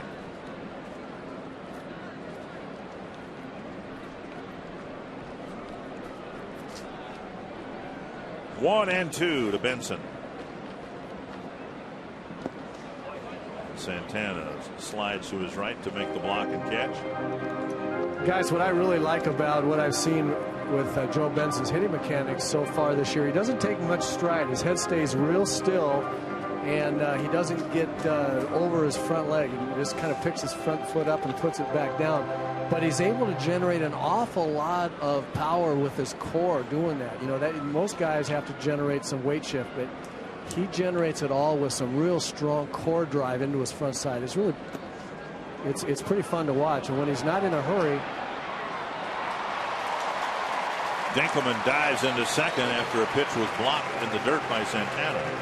Yeah, good base running right by Dinkelman. It'll be a wild pitch charged to Gomez when that ball ended up going back toward the mound. Dinkelman getting off the first base a little bit and seeing that ball kind of trickles away from Santana, so he scoots over in the scoring position. Good aggressive play. I really like it when guys are ready to go take the next base on a ball in the dirt. He was there. He was off right away when the ball bounced off Santana's chest protector. But just to finish up on Joe Benson, he has a lot of core strength, drive, and turn into that front leg. And it really is fun to watch. That's a nasty pitch right there. We thought it was ball 4, but Mark Wegner called it strike 3. Yeah, Tom Bernansky, the hitting coach down at Double-A. I mean, Bruno was kind of that way too, wasn't he, Roy? Yeah, very much so. Bruno didn't have a whole lot of weight shift either. As we watch strike 3 here. Yeah, that's a nasty pitch. Bert wants it. I don't want it. Pitcher's pitch right here. Yeah, that's a really good pitch. You can't really, whether that's a strike or a ball, if you get rung up on that pitch, you just have to tip your hat and go on back to the dugout. But you're right, Bert. Bruno was mostly a stay on your back leg and turn type of swing. And Benson has a little bit more weight shift in from right to left leg in his core, but not much. And he drives a lot of power in there.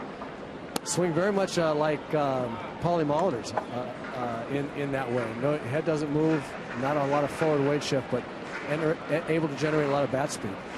And you do that with your hands, don't you, Roy? Yeah, it's really the hands, but it starts with your core, kind of turning into a square front side that creates that torque, and then it lets your hands really fly, kind of like your golf swing when you're hitting the 3-wood.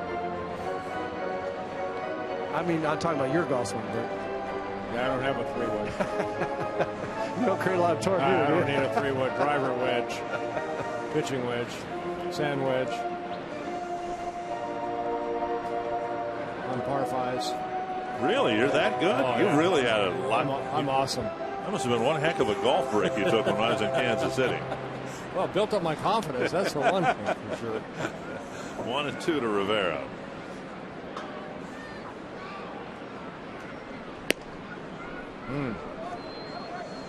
Almost pitch. 2-2. Well, Gomez with 1 walk, couple strikeouts. Giving up 5 hits. 4 singles and a double. Chisenhall with a nice pickup. And a head high throw to Laporta. The Twins stranded in. Engelman at second.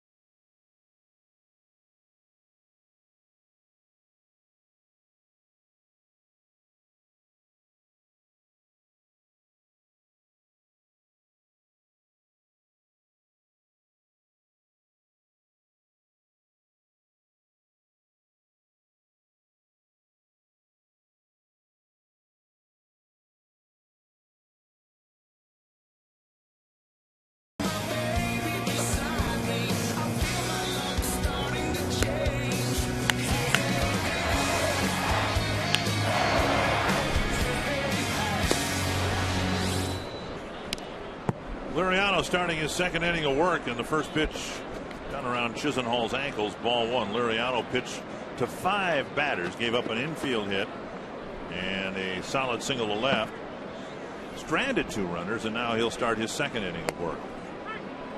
1-1. Anytime you're coming off with that shoulder soreness that Liriano's had a couple times this year, it's always good to go out there like he did, warmed up in the bullpen, go out there first inning, and then go back out again and see how that shoulder responds. Popped up back into the seats, 1-2. That'll be the test for Liriano. It's getting, back and forth. Hopefully this inning, maybe he'll go out there one more, see how that shoulder responds to sitting for a while and then going back out there and loosening it up again.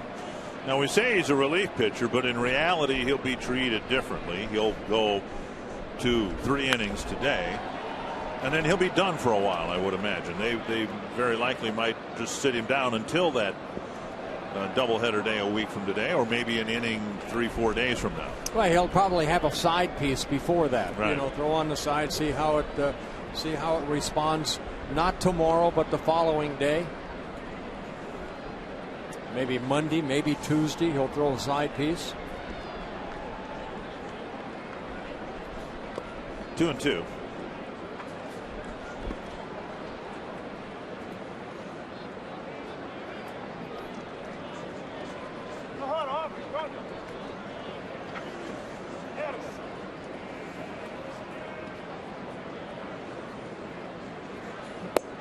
And now a full count.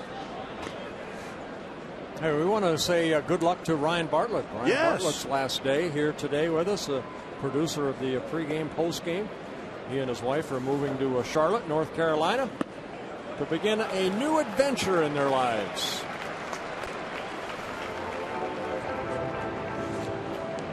That's kind of what we considered all of his pre and post games, a new adventure in our lives. Yeah, there's Ryan right there. Ryan, good luck to you and the new wife down in Charlotte, North Carolina. We'll do a fine job down there.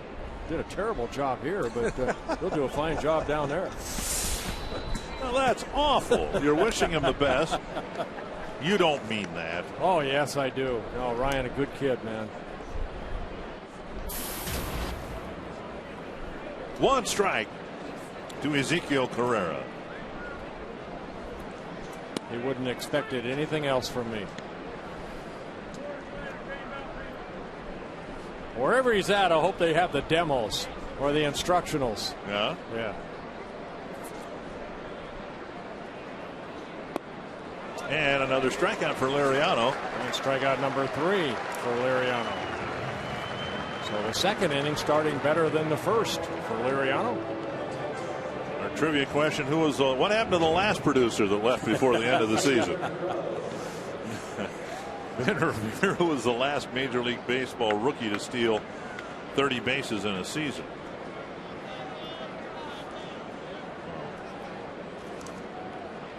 Not Twins. The Turn last left Major side. League. Hughes spins, fires on that? target. A nice one-hop throw to Chris Parmelee, and a 1-2-3 fifth for Liriano.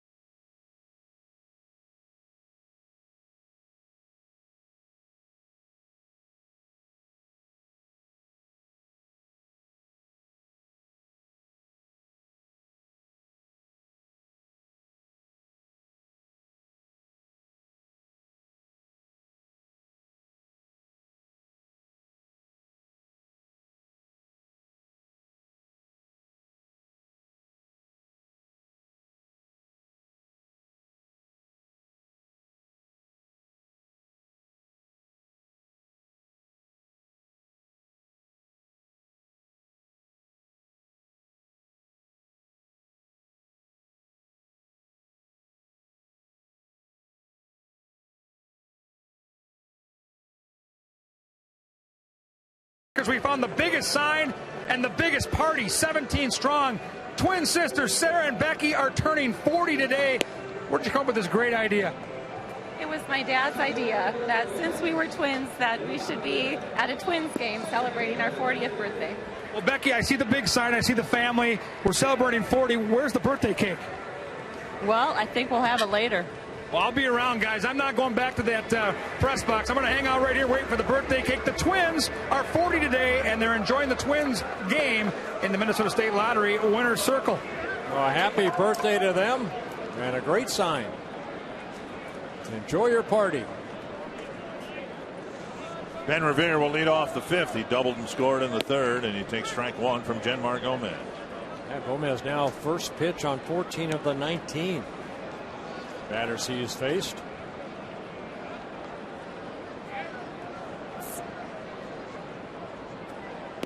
One and one.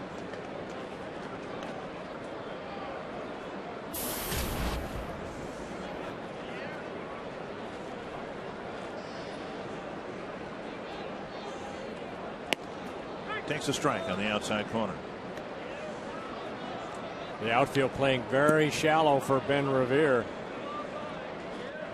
Trevor Crowe even closer than he was in his last at bat when he kind of came in and tried to shoestring that ball, and it got by him for a double for Ben Revere.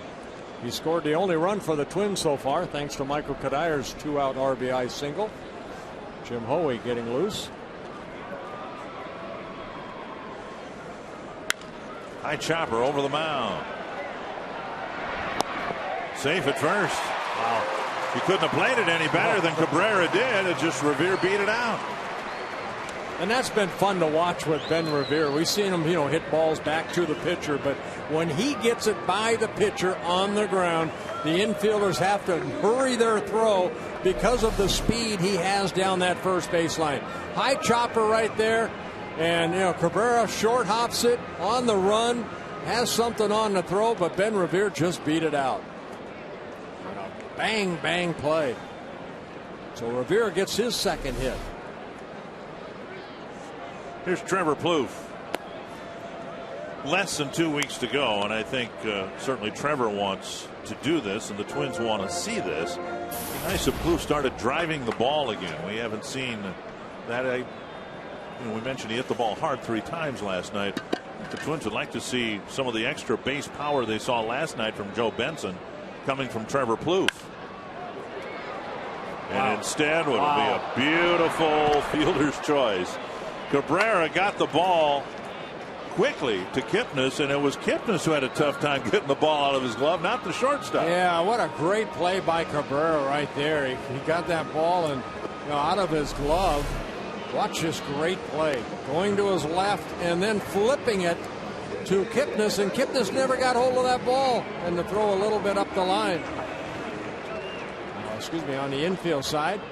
Right there, that little double, little clutch. Beautiful play by Cabrera. Here's Kadir, an RBI single his last time up, and he takes a strike.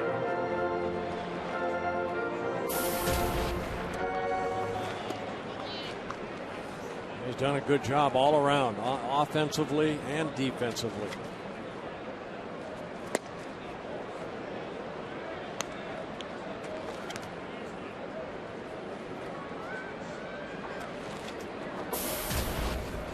A lot of factors go into it, of course, but you look at the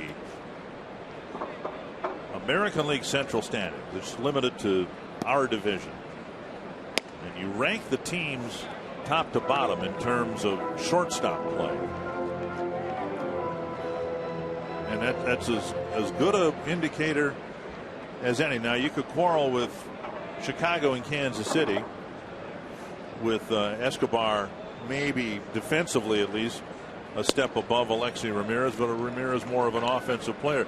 But you look at Peralta, Cabrera, and here's some of the other top shortstops, but just within the Central. And then you've got Alexi Ramirez, and the Twins unfortunately at the bottom of a 5 team division in that regard. Yeah, it just hasn't worked out up the middle for the Twins. And again, you know, we talk about being solid, and you have to be solid up the middle. All winning clubs are solid up the middle, behind the plate, second, short, and center field. And the Twins have not really had that consistency all season long because of injuries. There's a lot of buzz in Kansas City about Mike Moustakas, Eric Hosmer, some of the young players that they brought up this year. But the one thing the Royals did to lay that foundation was get Escobar in at short. And if the ground ball's hit to the left side, it's an out. That's pretty much their philosophy. Yep, Escobar coming over from the Brewers in the Zach Greinke trade. Kadire walks first and second, one away. Arby's and Fox Sports North are giving you a chance to win a trip for two to Fort Myers, Florida. Pick up an Arby's It's Good Mood Food code card every Friday at any participating Arby's. Then log on to foxsportsnorth.com. Click on the Fan Zone tab. Enter the code for the chance to win. You've got to be a member of the Fan Zone. Free to join. But you've got to be 18 or older. Here's Chris Parmelee. He's walked and singled so far today against Gomez. This would be a good spot for Parmelee's first home run. That sounds like a late season call. Yeah. I called Benson last night. Yep. And he loops one into right field, a base hit. Fluke will round third and come in. Fukudome's throw cut off. No, it's not cut off. It goes through. But Parmelee drives in his fourth run with his second hit of the day. Yeah, he jumped on that first pitch. Again, Gomez has been attacking that strike zone on that first pitch. This ball left up a little bit. And Parmelee drives in Plouffe. And a good read by Michael Kadire at first base, hustling from first to third. And we've seen Parmelee handle what looked to be a pitcher's pitch. Pitch down and away, tailing away from him. And he was able to hook it into right field. Jim Belcher, the pitching coach for Cleveland. Hughes will be the batter. He came up with two men on in the third and hit a ground ball to third baseman Chisenhall.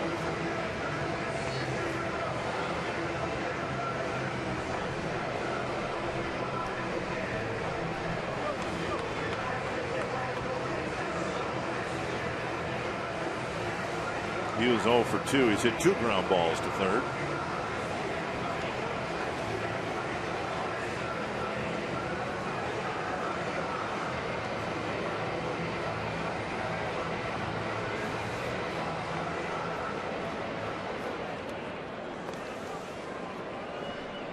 Be a good spot for Luke Hughes' 8th home run. That sounds like a call. Sooner or later, you got to nail one, right? Well, you got you got redemption. I think last night Benson got a base hit instead of a home run you wanted, and right there Parmelee got the base hit. So you're entitled to another call. 1-0 to Luke Hughes. Pulled to third. No, you don't get. I'm done calling. I'm done with the calls today. The Twins get one and make it an 8-2 ball game.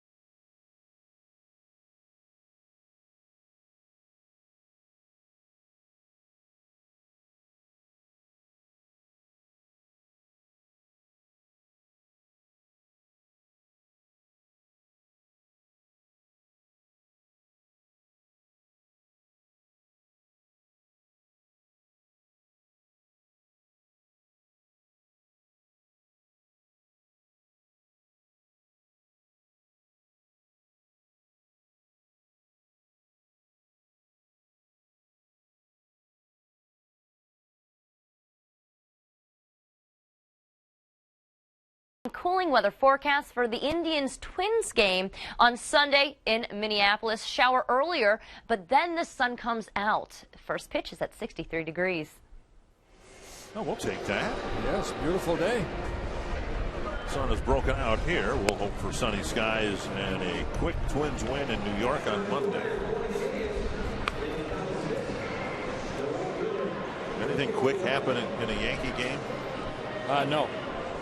Well, Jim Hoey, after 2 very good innings by Francisco Liriano, that's a good positive that came out of today's ball game so far. 26 pitches for Liriano, 18 first strikes. He did give up a couple singles, but no walks and 3 strikeouts. Jim Hoey's numbers, making his 23rd appearance. Fukudome will lead things off in the 6th against Hoey. And there's a strike. Fukudome, Kipnis, and Cabrera.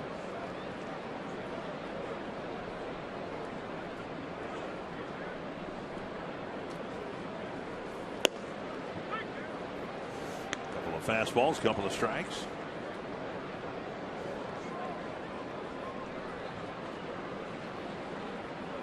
Well, Hoey with a good fastball, a split finger, and a slider.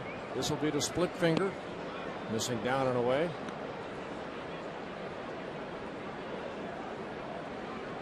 Great shot of the center field camera. You can almost see him opening up those fingers.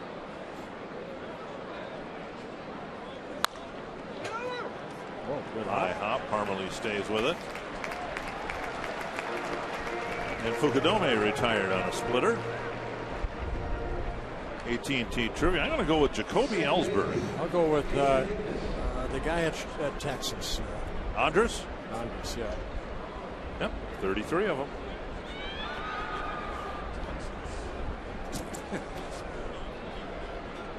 The guy at Texas. That's well, I mentioned Elvis Andrus. Yeah, I helped you out. Yeah. Yeah. In the dirt, ball 1. Now I want to thank everybody in the truck that gave me the answer too. Really? Yeah. Because I would have never guessed that by myself. Just being honest. You're giving away our secrets. People at home, I'm sure, are wondering a lot how of we've times got. they don't, but I asked them. You know, Okay. I have no idea. Give me a hint.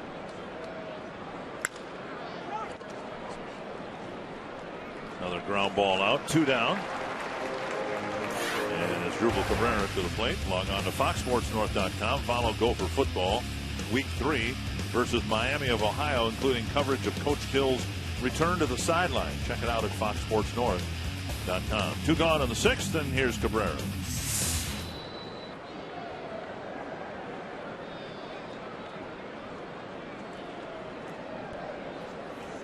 Cabrera with a pair of singles and a run scored. 95 and a foul back.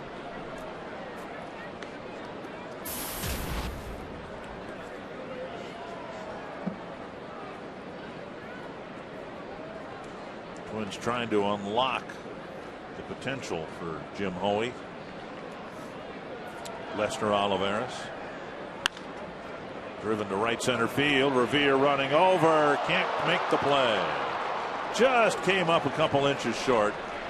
And a diving attempt in the gap results in a single for Cabrera. Yeah, great effort right there by Ben Revere. The fans applauding his effort. Ben Revere diving for the ball, coming up just a bit short. See the grass stains on his shirt. And here comes Ben Revere diving. Boy, it looked like it hit his glove. Yeah, take a look right there. There. Great effort. But Cabrera with his 3rd hit. He came into the game 0 for 20. And now he picks up his 3rd hit.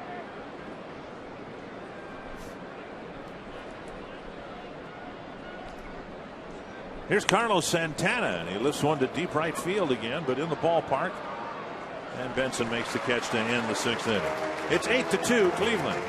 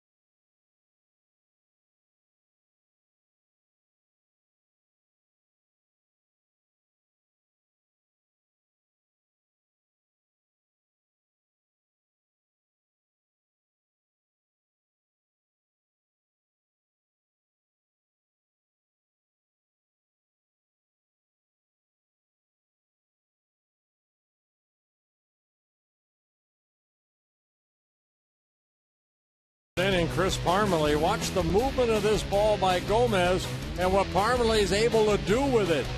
The ball's down and in, and Parmalee looking at that ball, getting the barrel of the bat and lining it into left field. Good piece of hitting by Chris Parmalee. Beyond that, it's also the Frostbrewed Coors Light freeze can. Genmar Gomez will face Rene Tassoni, Brian Dinkelman, and Joe Benson here in the 6th inning. Checking out the bat, Chris Parmalee. A little crack in it, maybe.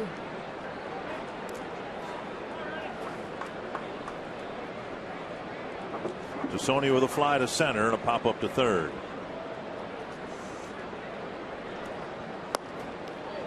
Ball one.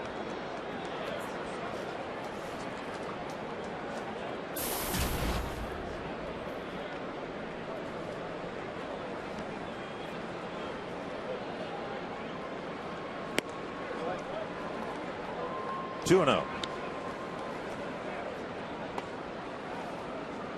Anderson and Jim Hoey talking about the inning just completed.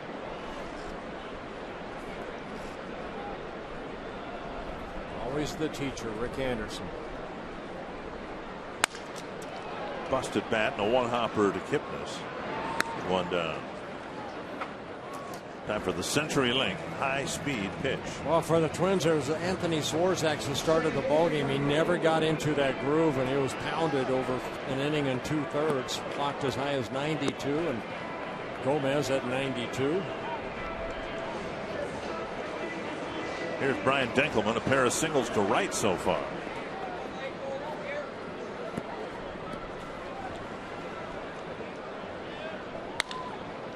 On the ground to second.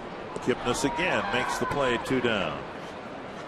Roy Smalley, Joe Benson, Chris Parmalee coming up from Double-A, coming out of the Eastern League. What do we know about that league? That was my first professional league, guys, way back before I want to tell you when it was, but it was a 1940, 50. Yeah, it was right after the war, but which one? It was one or two, three of them.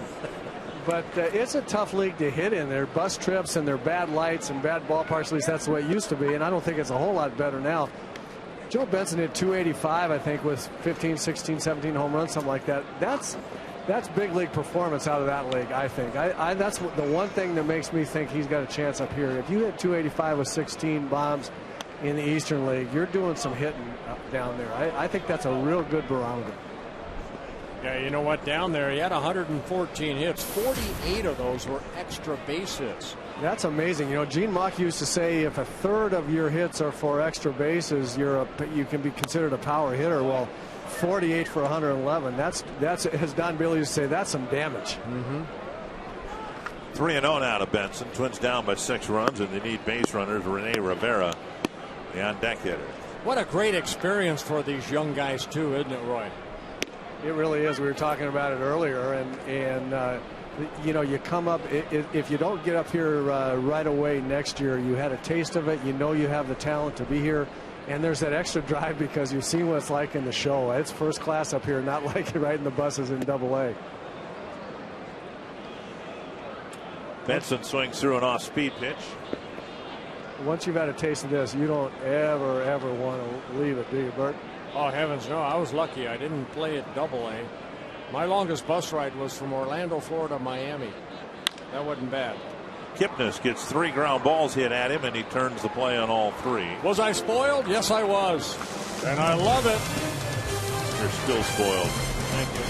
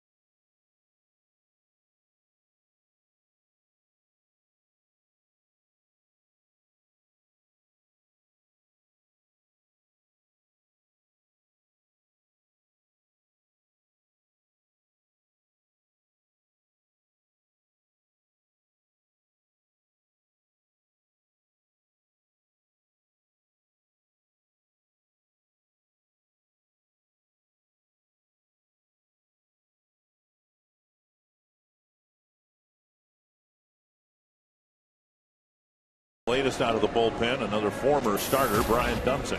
Yeah, Dunsing worked 1 inning, shutout inning in that Kansas City series, making his 30th appearance overall. So, you know, you don't like to see a starter go as short as Swarzak did, but it has allowed Liriano to get a couple shutout innings in, and hopefully the same will be for Brian Dunsing here. Get maybe 1 shutout inning in. Liriano out of the bullpen actually got more outs than Anthony Swarzak, the starter, did today.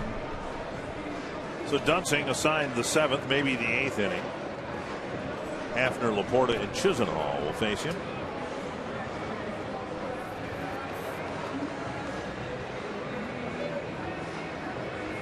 Hafner singled in a pair of runs in the first inning, walked and scored in the second, then hit a fly ball to right in the 4th.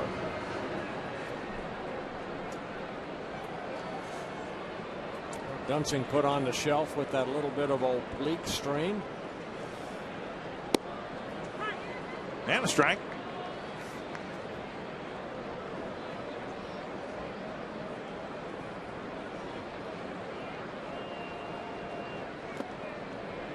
One and one.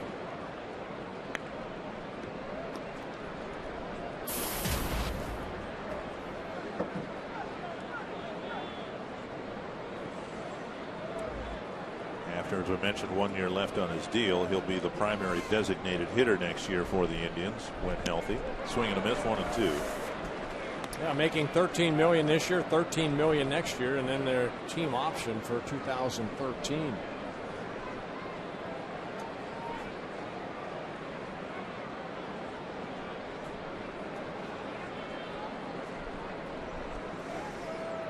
We're trying to find a home for Jim Thome next year. If he decides to play, you start checking off teams that have no need for a part-time DH pinch hitter.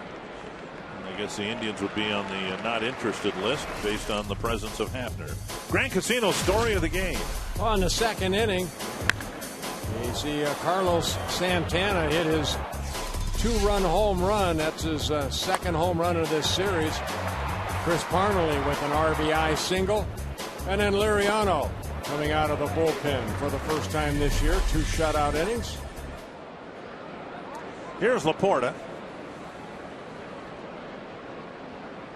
Ball 1. Laporta with a double in 3 trips.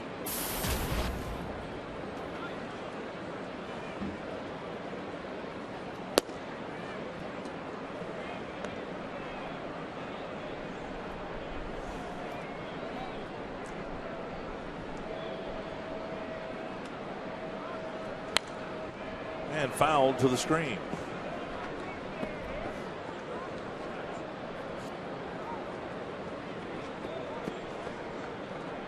It'll be a unique start time. Twins starting a noon game today. Go for football game starting here in a little bit over on the campus. You know, I think a lot of fans are not aware that even when the Twins played in a different facility, they started games on Saturday mornings just to avoid conflicts with the Gopher football team at Memorial Stadium. Before the Metrodome was built and both teams played in the same building, the Twins still juggled their start times to allow people to, if they wanted to, go to a ball game in the morning and then go to the football game in the afternoon. It used to be that 11 o'clock game. Love pitching that ball game.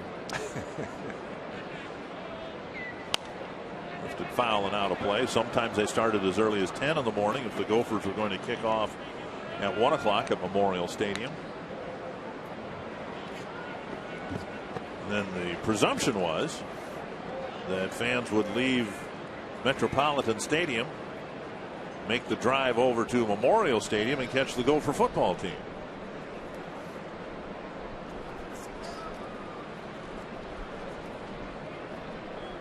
Three and 2.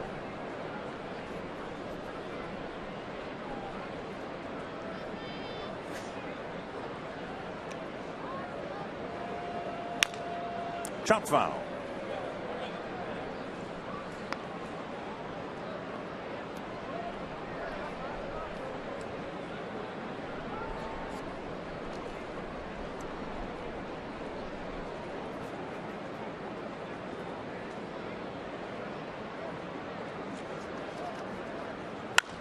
chopped to short.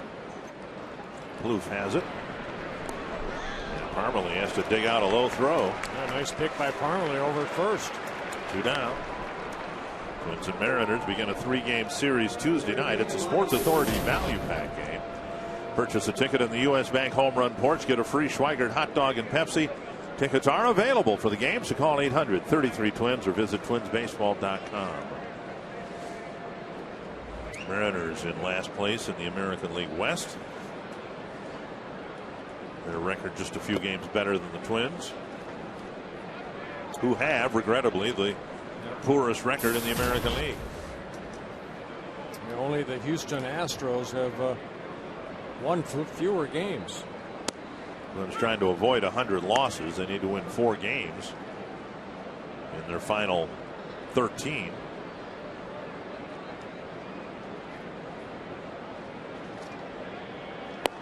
Well, it's definitely the saddest season for Ron Gardenhire. He has not had a season like this. The last time the Twins lost 90 ball games in a season, you have to go back to year 2000.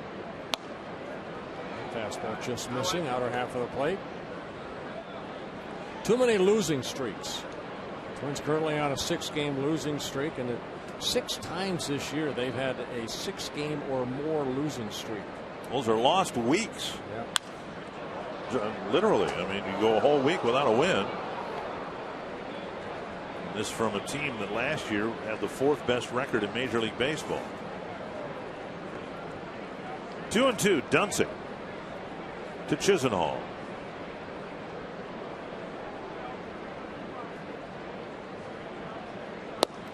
And Dunsink comes inside to get a strikeout and pitches a 1-2-3 7th inning. Time for the 7th inning stretch, brought to you by Medica.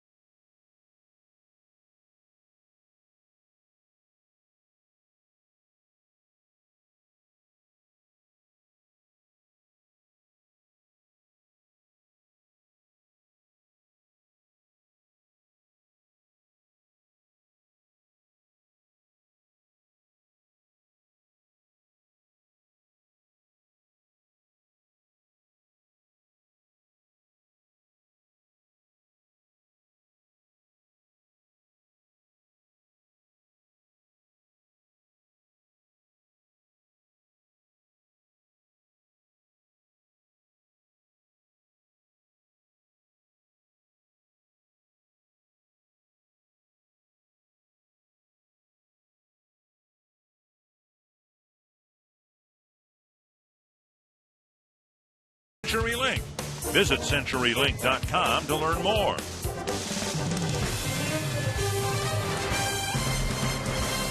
Eight to Cleveland. Indians took control of this game in the 2nd inning with a 6th spot, knocking out Anthony Swarzak. And now Rene Rivera will try to start a rally for the Twins in the 7th. It will be Butera and Rivera the rest of the way here. The Twins announcing yesterday Joe Mauer shut down for the season after his case of pneumonia was diagnosed. Mark Gomez doing a pretty good job. 88 pitches, 52 for strikes, a couple walks, a couple strikeouts. He's allowed 7 hits in 6 innings, given that early run support. 11 ground ball outs for Gomez, only 4 fly ball outs.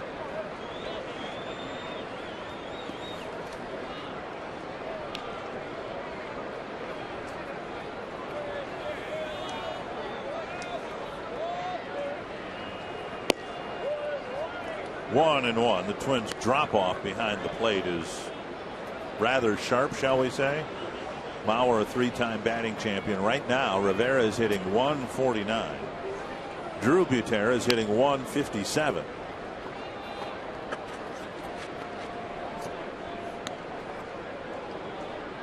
And the Twins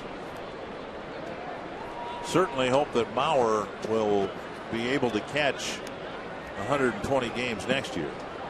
Well, I think the Twins know when they got Butera. You know, Butera last year didn't hit very well, and Rivera has a history at the major league level of not being, you know, a big hitter, and he strikes out right there. Gomez picks up his 3rd strikeout. But, you know, they're defensive type catchers that call a pretty good game. Hard slider right there gets Rivera as a strikeout victim. Ben Rivera will hit. He's got a couple of hits and a run scored.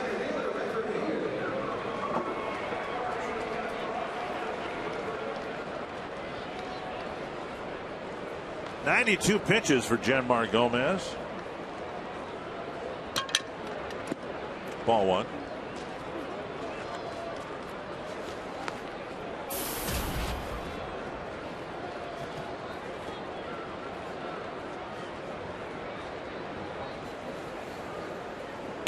Check to swing, 2-0.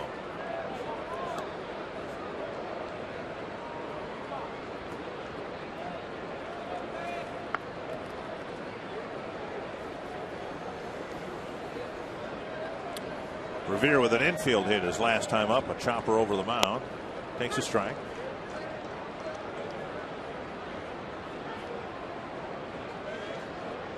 .25 walks on the season, 37 strikeouts.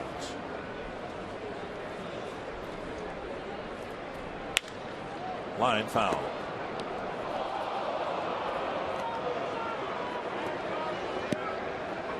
Not much extra base power, although he has 5 doubles, 4 triples, and the most entertaining triple I've ever seen. That was fun to watch. Did a somersault between 2nd and 3rd and didn't miss a step. Close play, but Kipnis makes it 2 down. Trevor Plouffe will hit. Every Sunday, it's a Blue Bunny Kids Day, a fun day for all at the ballpark. And the final Sunday game of the home schedule coming up tomorrow when the Twins finish the series with Cleveland. Kids get free Blue Bunny ice cream and autographs before the game. They can run the bases at Target Field following the game. Give a call to 800-33-TWINS or visit twinsbaseball.com. I don't know whether Gomez injured himself. Is it Gomez they're looking at?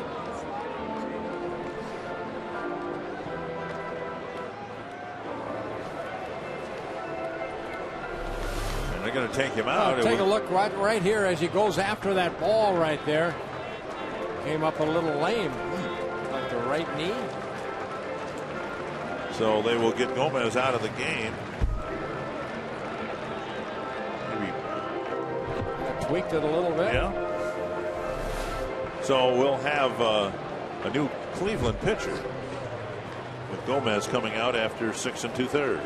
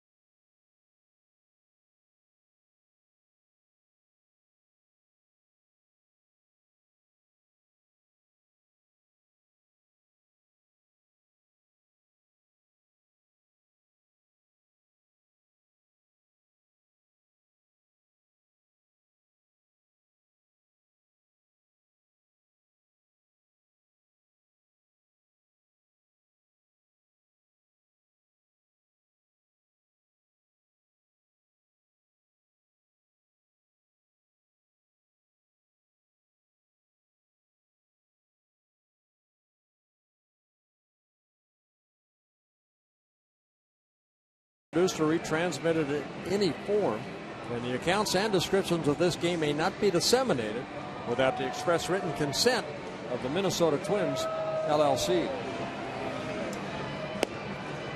Well, Gomez tweaking his knee right there. He's replaced by Josh Judy, making his 9th appearance at the major league level. A rookie season for Judy, 25-year-old, sneaky type of delivery. Fastball in the low 90s, a slider, and a changeup.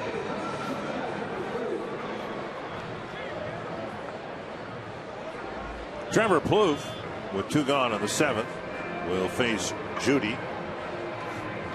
Plouffe 0 for 3. A fly ball, a strikeout, and a ground ball.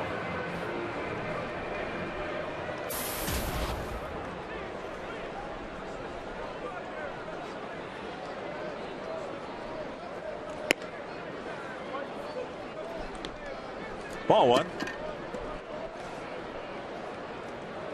Yeah, Judy started this season in AAA, Columbus. This is his 4th stint with the Indians this year. Out of that bullpen. Popped up center field. Ezekiel Carrera comes in, and Judy gets the final out of the 7th. We head to the 8th with the Indians up 8-2.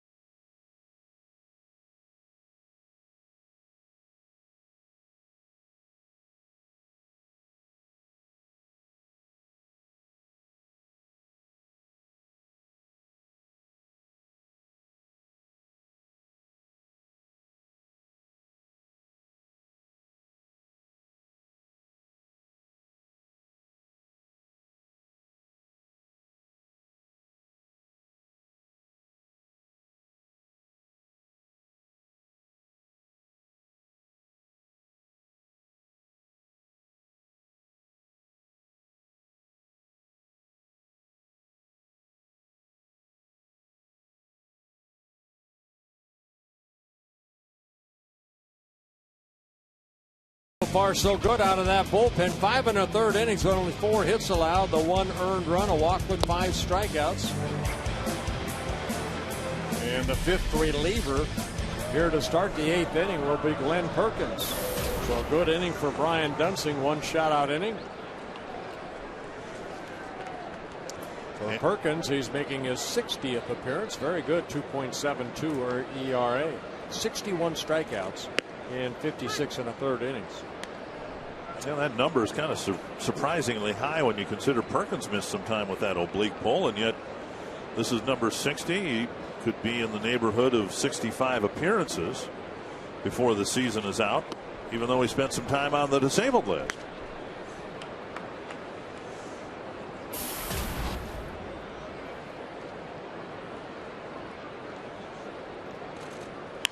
For a different reason, you can imagine this offseason being another offseason of turnover in the bullpen. Last year it was free agency that caused so much turnover.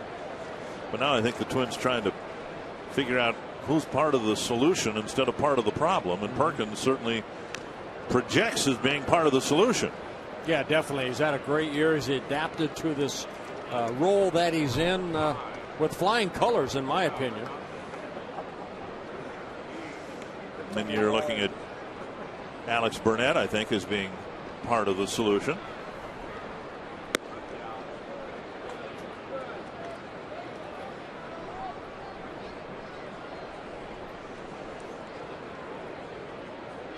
2-2. Who will be the closer is very much in question at this point. We discussed it last night how you can lay out a scenario where Joe Nathan comes back as the closer. Yeah, I think there'll be a lot of interesting Twins news this winter. Boy. You know, with the free agents, the possibility of Joe Nathan with that big contract. Will they renew it, or will they buy out the option? Hopefully, to sign Nathan to another contract. Matt Cap's a free agent at the end of the year. Well, high fastball right here. This is one thing we've seen from the bullpen from Perkins. You know, as a starter, we saw 91, 92 mile-an-hour fastball, but in that bullpen, he's 95, 96. And he says, you know, hey, I can just pitch one inning, air it out. Yeah. You've been airing it out all summer long. What's that translate? Do you know if you've done the mathematical calculations to figure out the difference between 90 and 95 in a fastball? Is it 1 foot, 2 feet? Oh, I have no idea. See, now there's a project for you in the offseason to try to figure out exactly how much fastball. I got to work on my putting. Well, I can drive and hit my, your wedge driver really far. Yeah. Hughes I use my sand wedge on the par fives here for my next shot, but it's a putting. Fox Sports North supports cancer awareness. Join Marty Gelder, Blake Kubel, Lisa Dunsing for the Light the Night Walk at Target Field coming up Sunday, September 25th, benefiting the Leukemia Lymphoma Society. Join the Fox Sports North team. Raise $25 for a chance to win an autographed baseball from Jason Kubel or Brian Dunsing. Visit foxsportsnorth.com. Click on supports under the More tab to sign up for the team, donate, and other details. I think we have to tip our hats to the players' wives, how much time and effort they put into so many fundraisers throughout the summer. Twins Wives organization does a great job. And I'm going to miss by Fukudome, 0-2. We forget the players. We hope the Twins bring back some of the players just so the wives will still be around the Twin Cities area and all the charitable work that they do. For sure.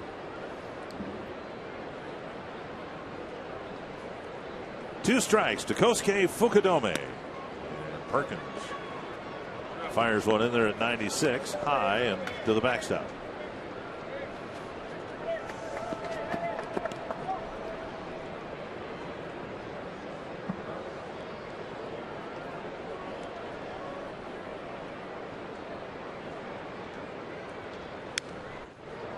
Foul back again.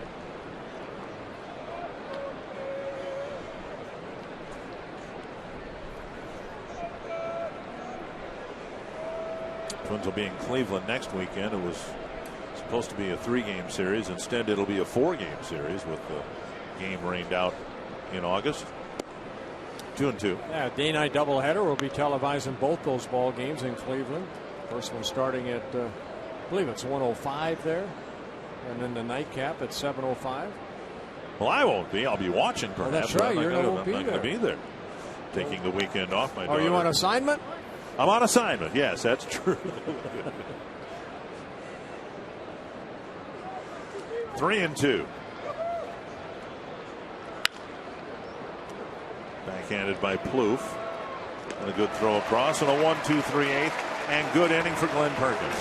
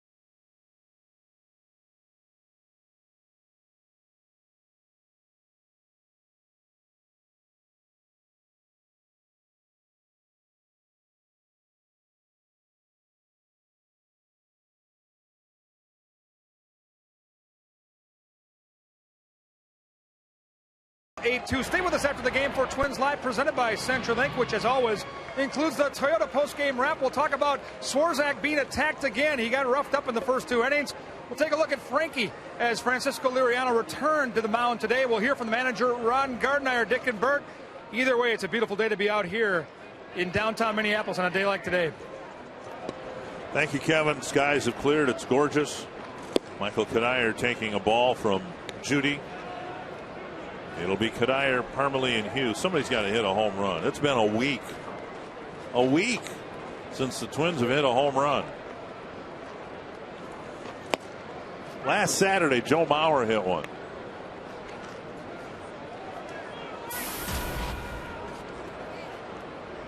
Well, this would be your 3rd call of the day. I know. I just want to get one more right this year. 1-2 to Kadire. Yeah, Twins have just hit 1 home run over their last 10 games.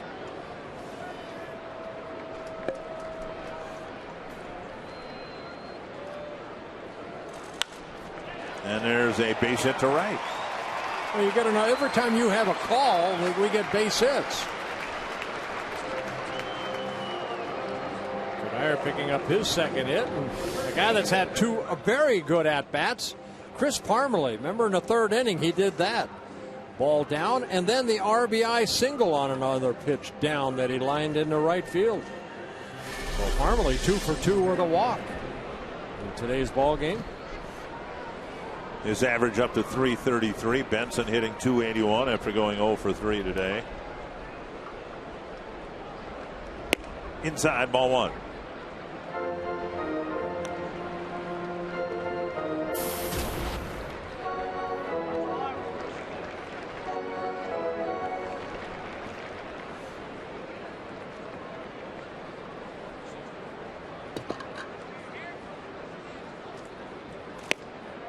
And a strike. Indians half-heartedly holding Kadire on. First baseman Laporta in the neighborhood of first base.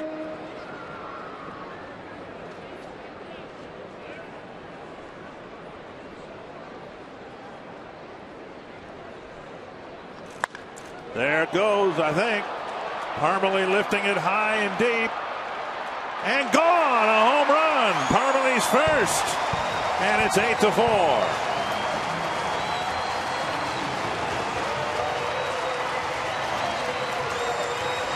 Last night it was Joe Benson with a 4-hit night, and today Parmalee shines at the plate. Well, you think he likes the ball down? My goodness, we just showed you 2 hits. That ball was below the knees, and this ball looked like it was below the knees.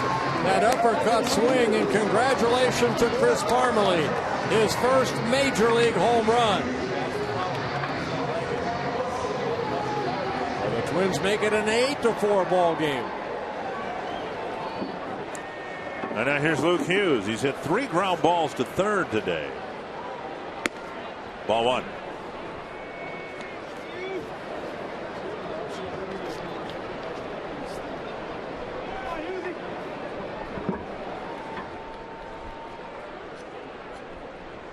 Twins put together a late inning comeback yesterday. Trying to do it again here today. Trying to get the ball back from that couple right there. Chris Parmalee's first major league. Okay, now the negotiating begins right here. What do we get? Liner to Cabrera for the first out. Let's take a look at the pitch right here from Josh Judy to Chris Parmalee. Ball rode in on him, and Parmalee opened up. And this is a high home run. That's a airtime right there. You know, last night we were talking about, at least I was, Benson and how he got some pitches away from him, and he went with the pitch and hit it to the opposite field. But similarly, it's nice to see if a pitch is on the inner part of the plate, a Twins hitter stepping up and trying to pull the ball. And Parmalee did that. Yes, he did.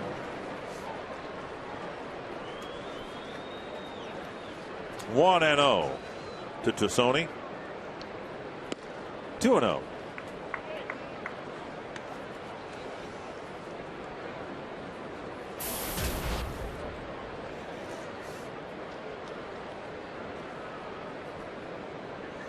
Now, you made that call, didn't you? Kind of, sort of. Yeah.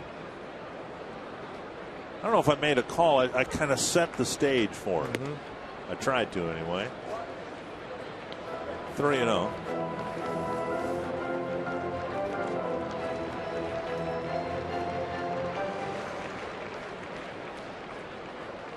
I think you look at the statistics, 95 home runs. You and I have done a terrible job of making calls this year. Well, we all are looking forward to next year to improving our game. Yep. And we need to improve our game up here, too.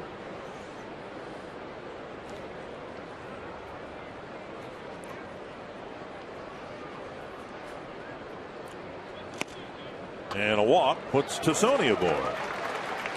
So Judy not distinguishing himself here. He got the final out of the 7th. But then Kadair single, Parmalee homered, Hughes lined out. Now a walk brings Dinkelman to the plate.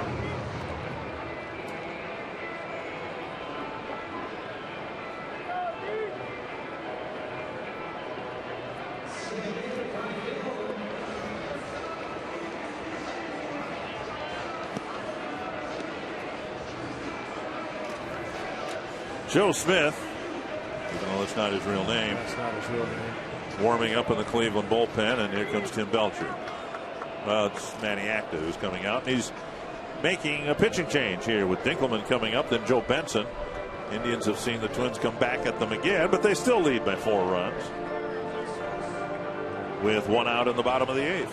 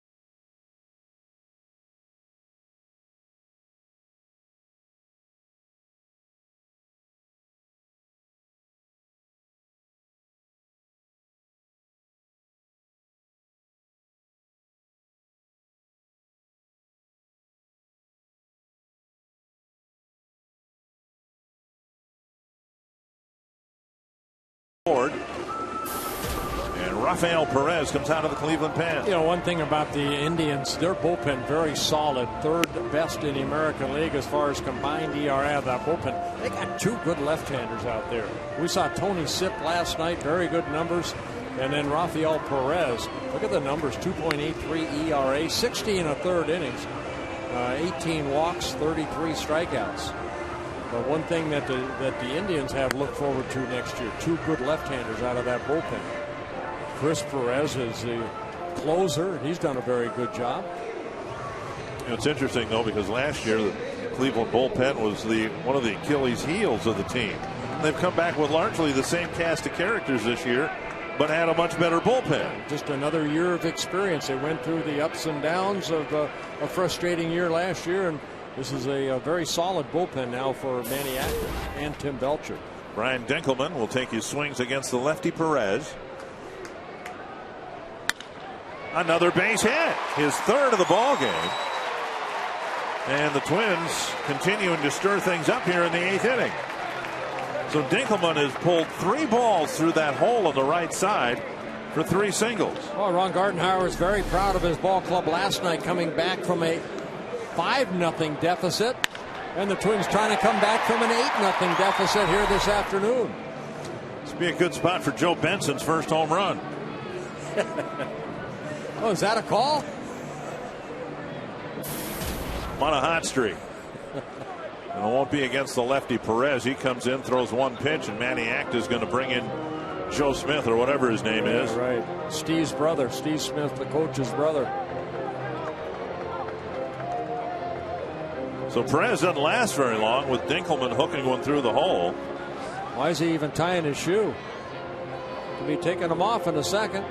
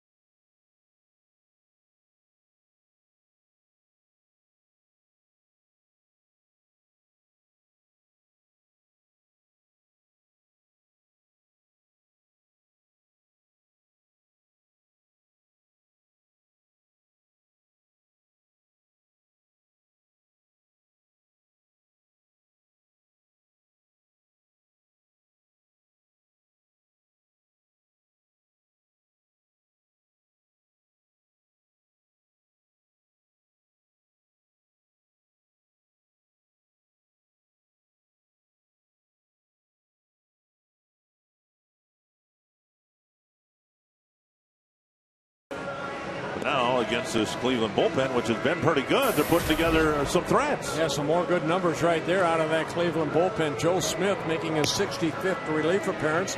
The Under Armour, as far as throwing where he throws that ball. 45 strikeouts in 60 2/3 innings, only 18 hits allowed. You see, he's allowed only one home run. Well, here's Joe Benson, who got 4 hits last night, 3 extra base hits, was a home run short of the cycle. And now today, he's hit a couple of ground balls and struck out.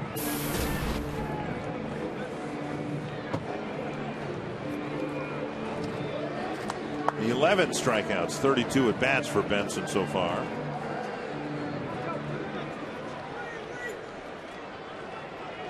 Tolbert got a pinch hit last night. He's preparing to pinch hit here in the 8th. And not many home runs, just the one allowed by Smith in over 60 innings. And Benson takes ball 1.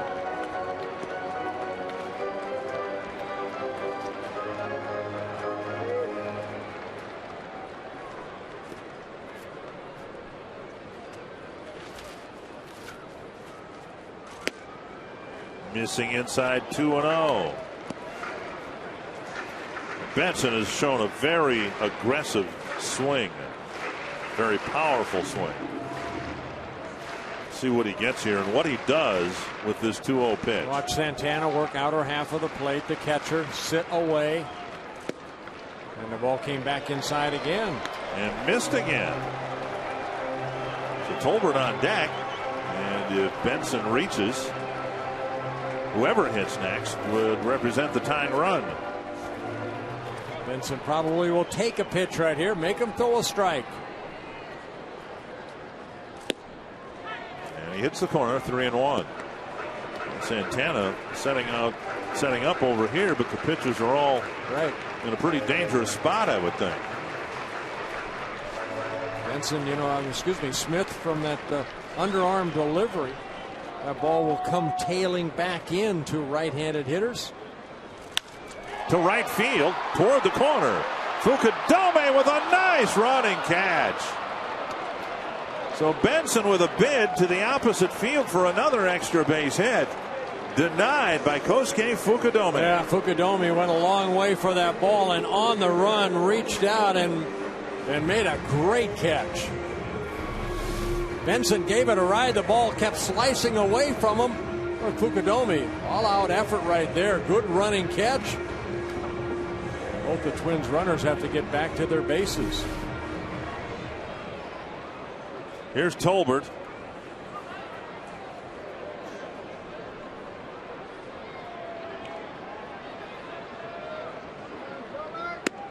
Breaking pitch inside, ball one. Yeah, Tolbert pinch hit in last night's ball game, a double, later scored in the 9th inning.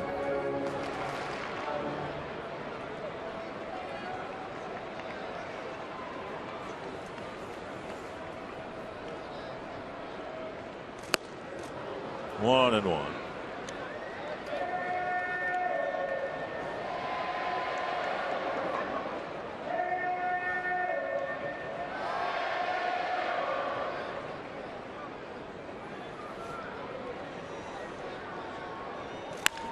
That's hit to right. Fukudome comes in to catch the line drive. Smith didn't fool anybody. A couple of line drives out. The line drive outs. The Indians get off the field. The Twins get a couple of runs.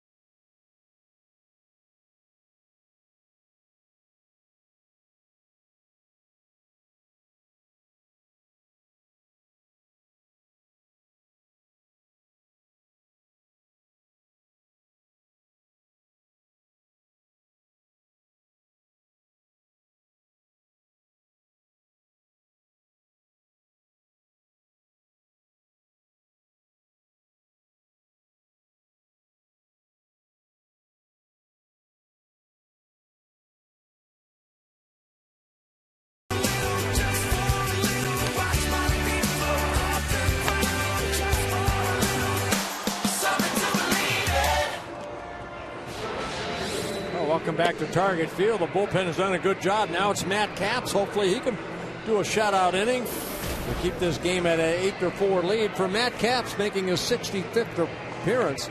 Only 10 walks for Matt Capps in 62 in the third innings with 31 strikeouts. He has allowed 9 home runs, too many for Matt Capps. See the line score right there. Twins with 10 hits. Drew Butera now behind the plate. It's Matt Tolbert who pinch hit for Rene Rivera. Jason Kipnis leading off the 9th inning for Cleveland. The Indians got all 8 of their runs in the first 2 innings. 2 in the first, 6 in the second. Then the Twins bullpen took over, and obviously the bullpen's done a really nice job. Kipnis takes a strike.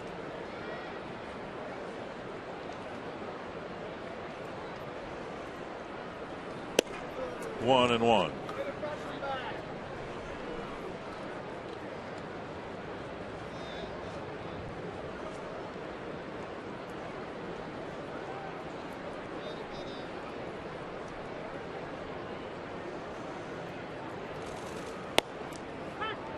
And a strike, 1 and 2.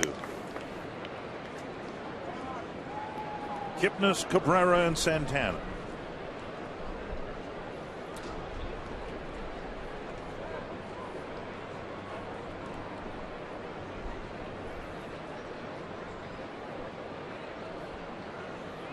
Butera sitting inside.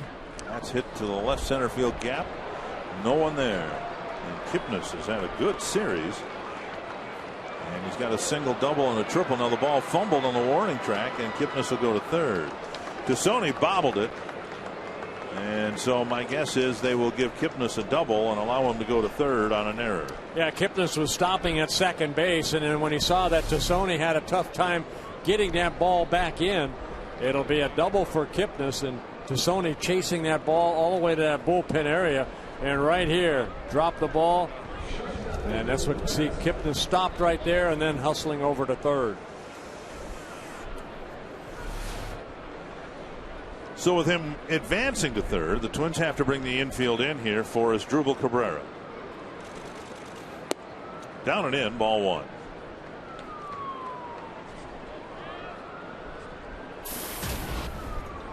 And Cabrera with an 0 for 20 streak snapped with a 3-hit game here today. 2-0.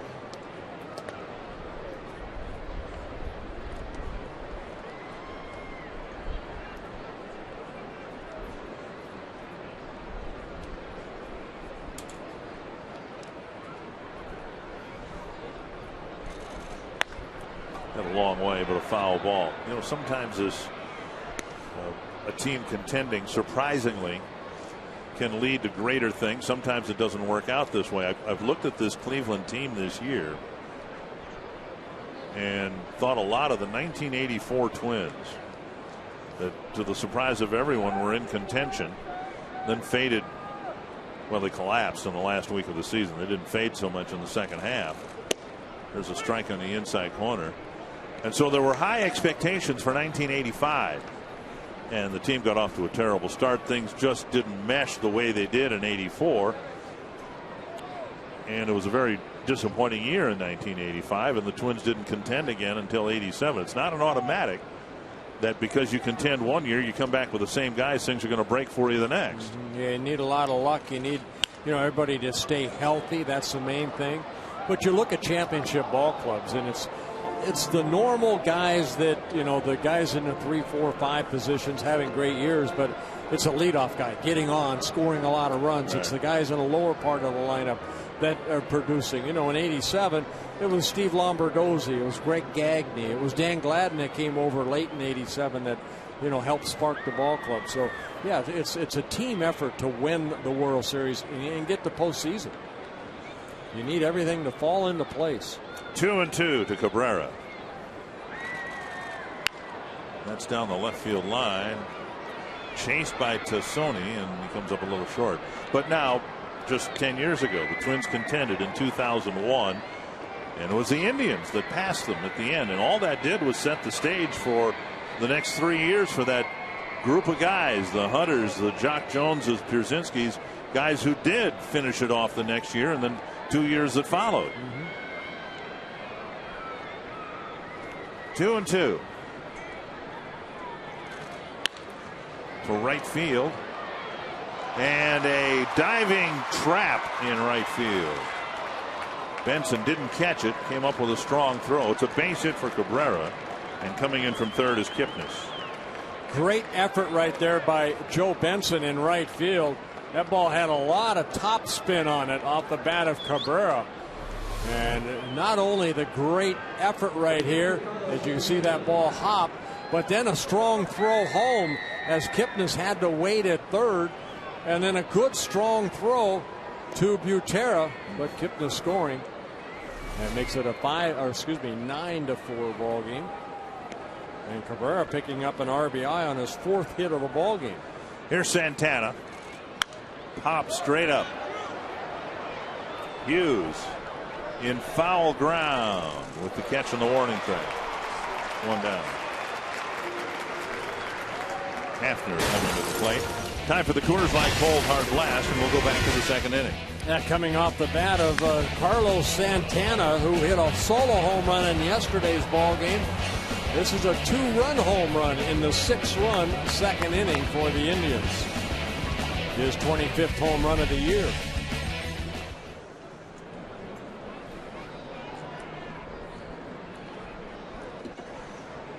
Hafner started the scoring with a 2-out 2-run single in the first.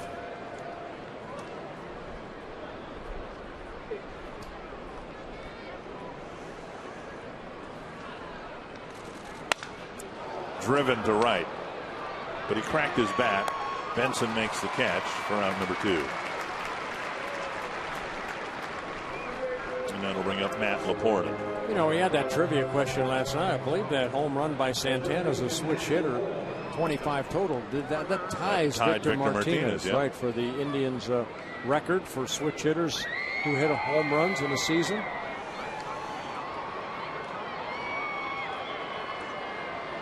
To me, that's one of the most amazing feats in sports, and Roy Smalley was a switch hitter, to switch hit and hit with power from both sides of the plate. I don't know how the Eddie Murrays, Mickey Mantles of the world did that. Yeah, Chili Davis had tremendous power from both sides of the plate. As difficult as it is to do it from one side of the plate, you know, the old hit a round ball with a round bat and hit it squarely. You know, your mechanics on one side, maintaining them and building them from the other side simultaneously. I can't imagine that. Yeah, Mark Teixeira, a guy that has tremendous power from both sides of the plate. 2-0 to Laporta.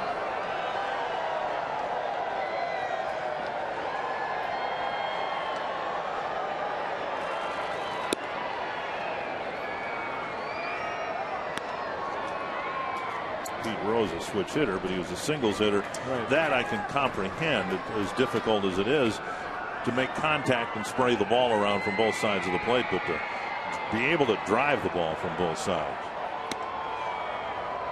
And a walk puts Laporta aboard. It will be an earned run charged to Caps despite the error. And now Caps trying to get the final out of the 9th inning.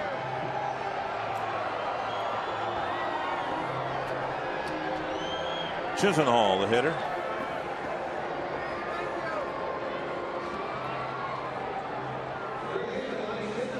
Chisenhall hitless, a couple of strikeouts and a couple of pop-ups.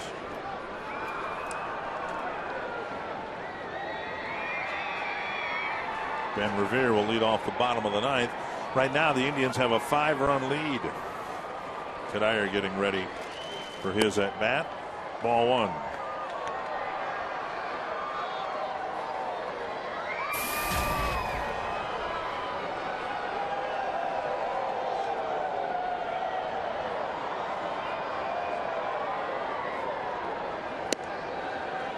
Two-0.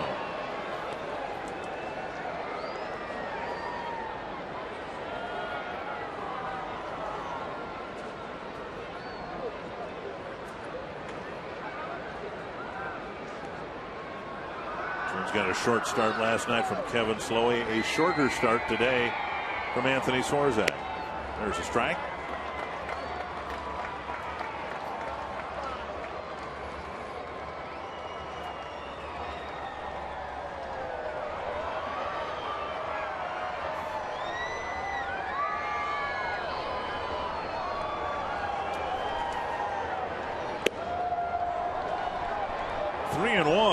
Has already thrown more than 20 pitches, or has thrown 21 now.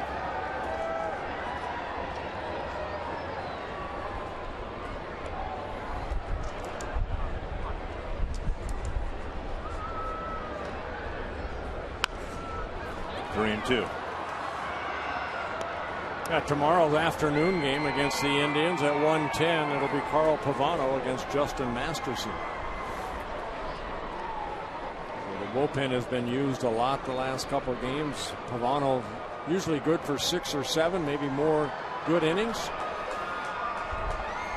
And Masterson has been solid for the Indians this year. He's going to go to bed tonight dreaming of 9 runs of support in one game. Pulled into right field with the runners going. Another run will score. So Chisenhall cracks a single to score Cabrera from second base.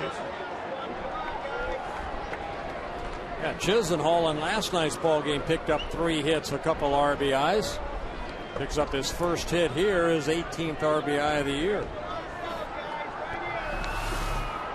Well, the Indians get their 14th hit of the ball game, now lead 10-4.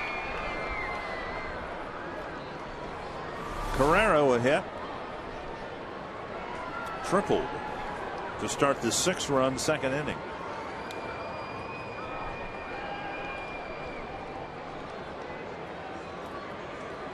Ball one. It's been a struggling inning for Matt Capps here. The bullpen had done a good job, but a couple of runs allowed here in the ninth. He's usually a strike thrower. 24 pitches, only 13 strikes. Unlike Matt Capps. And Butera is going to go out to the mound. Yeah, Rick Anderson's going to follow him out there.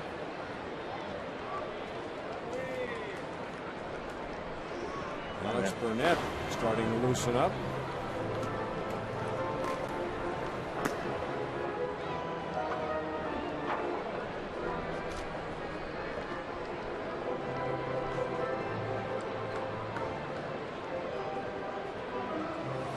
We'll see if Rick Anderson can work his magic right here. There's Pavano, who's tomorrow's starter. And Pavano figures to get 3 starts in his attempt to get at least 2 wins to get to double digits in wins. It looks like he's going to be the only Twin pitcher to do that. Foul back, and it's 2-1.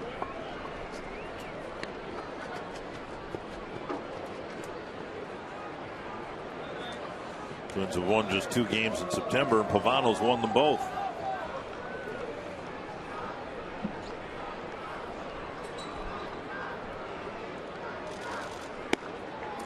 Called strike, and the count's even.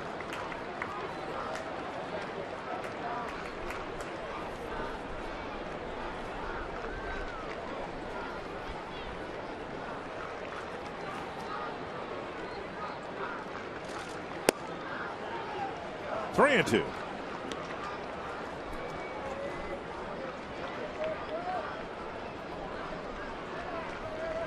Chisenhall will be taken off on this pitch.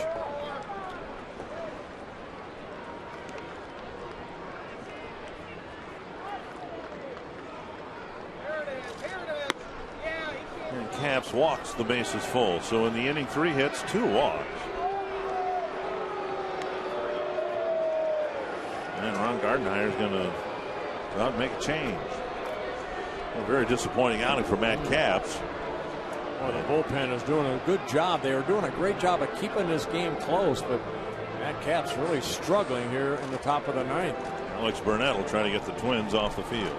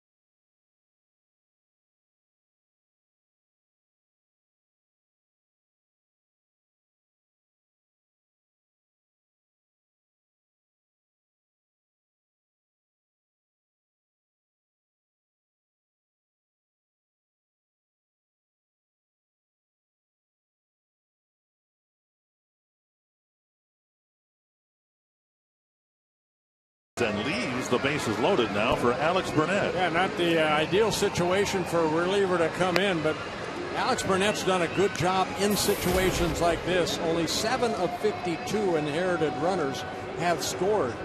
And Alex Burnett has to get this final out here in the top of the ninth inning, making his 63rd relief appearance.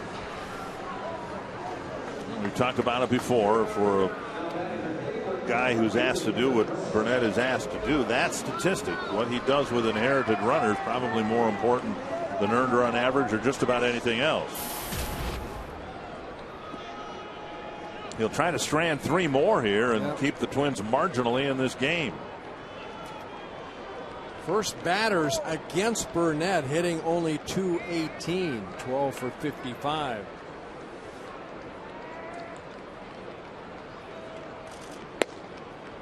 And he clips the corner for a strike. And we mentioned him before when we were talking about Glenn Perkins being part of the solution in the bullpen next year. And I think as the season has worn along, Alex Burnett has emerged more and more as a problem solver. Nice block by Butera, and it's 1-1.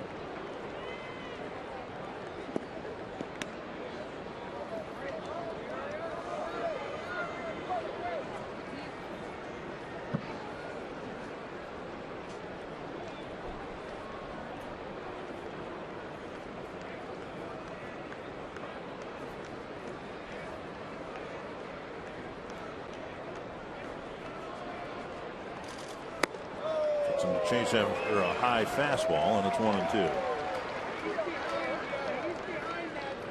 Alex Burnett has that nice, easy delivery, but that arm comes through and through that whip zone pretty quickly, and that creates that good hard breaking ball, and then the fastball, that last fastball of 92.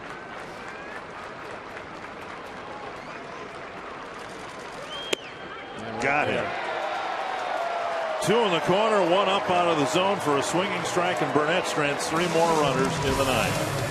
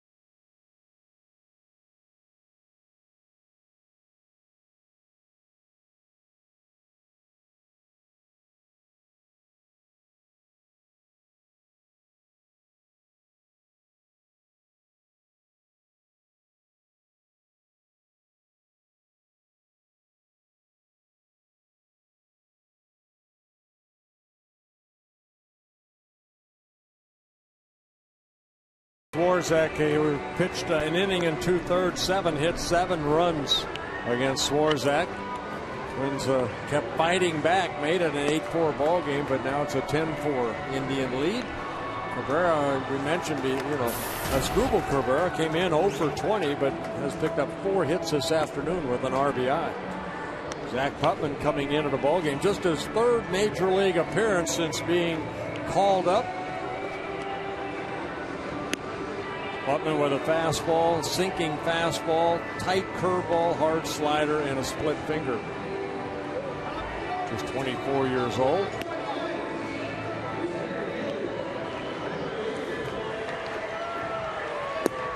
And so the Twins will send the top of the lineup at Putnam, starting with Ben Revere. A couple of hits, 1 run scored.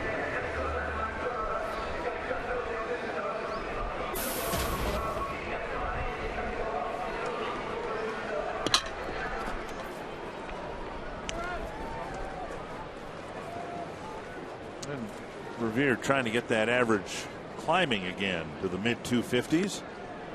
Was kind of stuck in that 248, 250 range for a long time.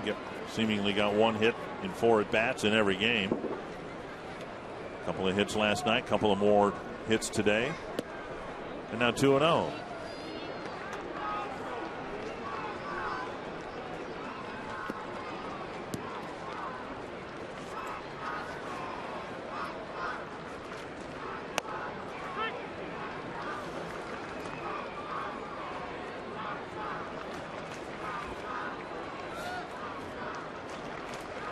You can see how short the Indians are playing Revere.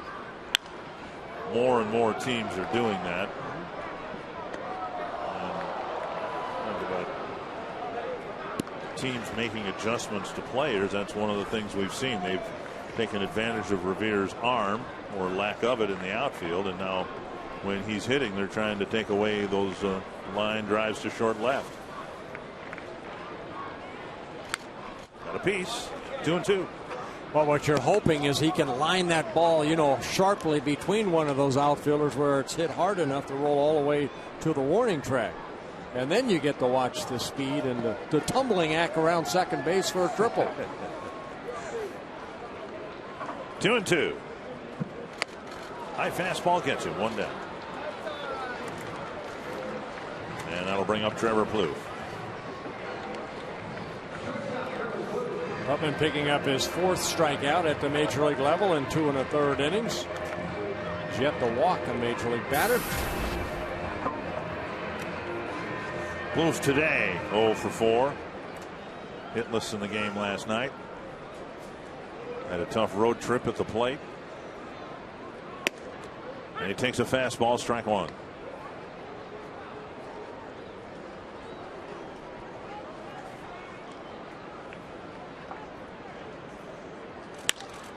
To left and backhanded nicely in left field by Trevor Crow, out number 2.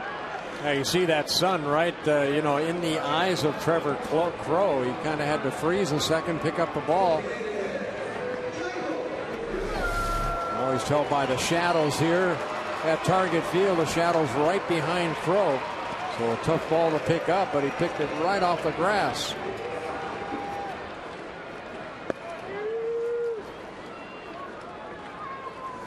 So 2 down, and here's Michael Kadire. Couple of hits, an RBI, a run scored for Kadire. 1-0.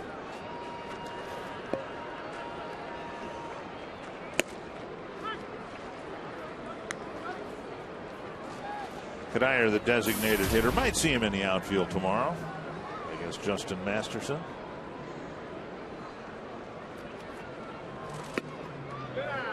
Two and one.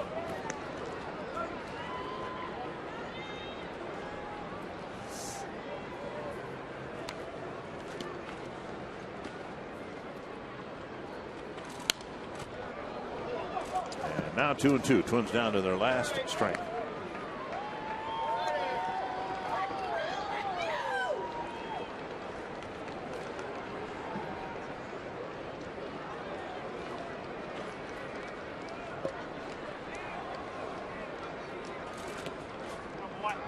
Full count. Parmalee on deck.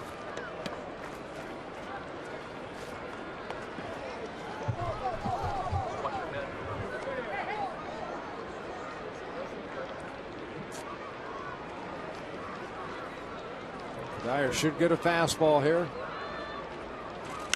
Sky to center. Carrera under it.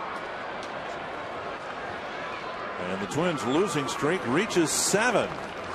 Mike Pomerantz, the Indians have won the series here already. The Twins continue to have a tough time winning ball games, period, much less at home. Yeah, it's been a tough day at the office for the Twins. Anthony Swarzak, a little bit of a rough outing for our man, going to inning and 2/3. We'll talk about that. Frankie Liriano's back, though, and you'll hear from Ron Gardner coming up in the postgame show.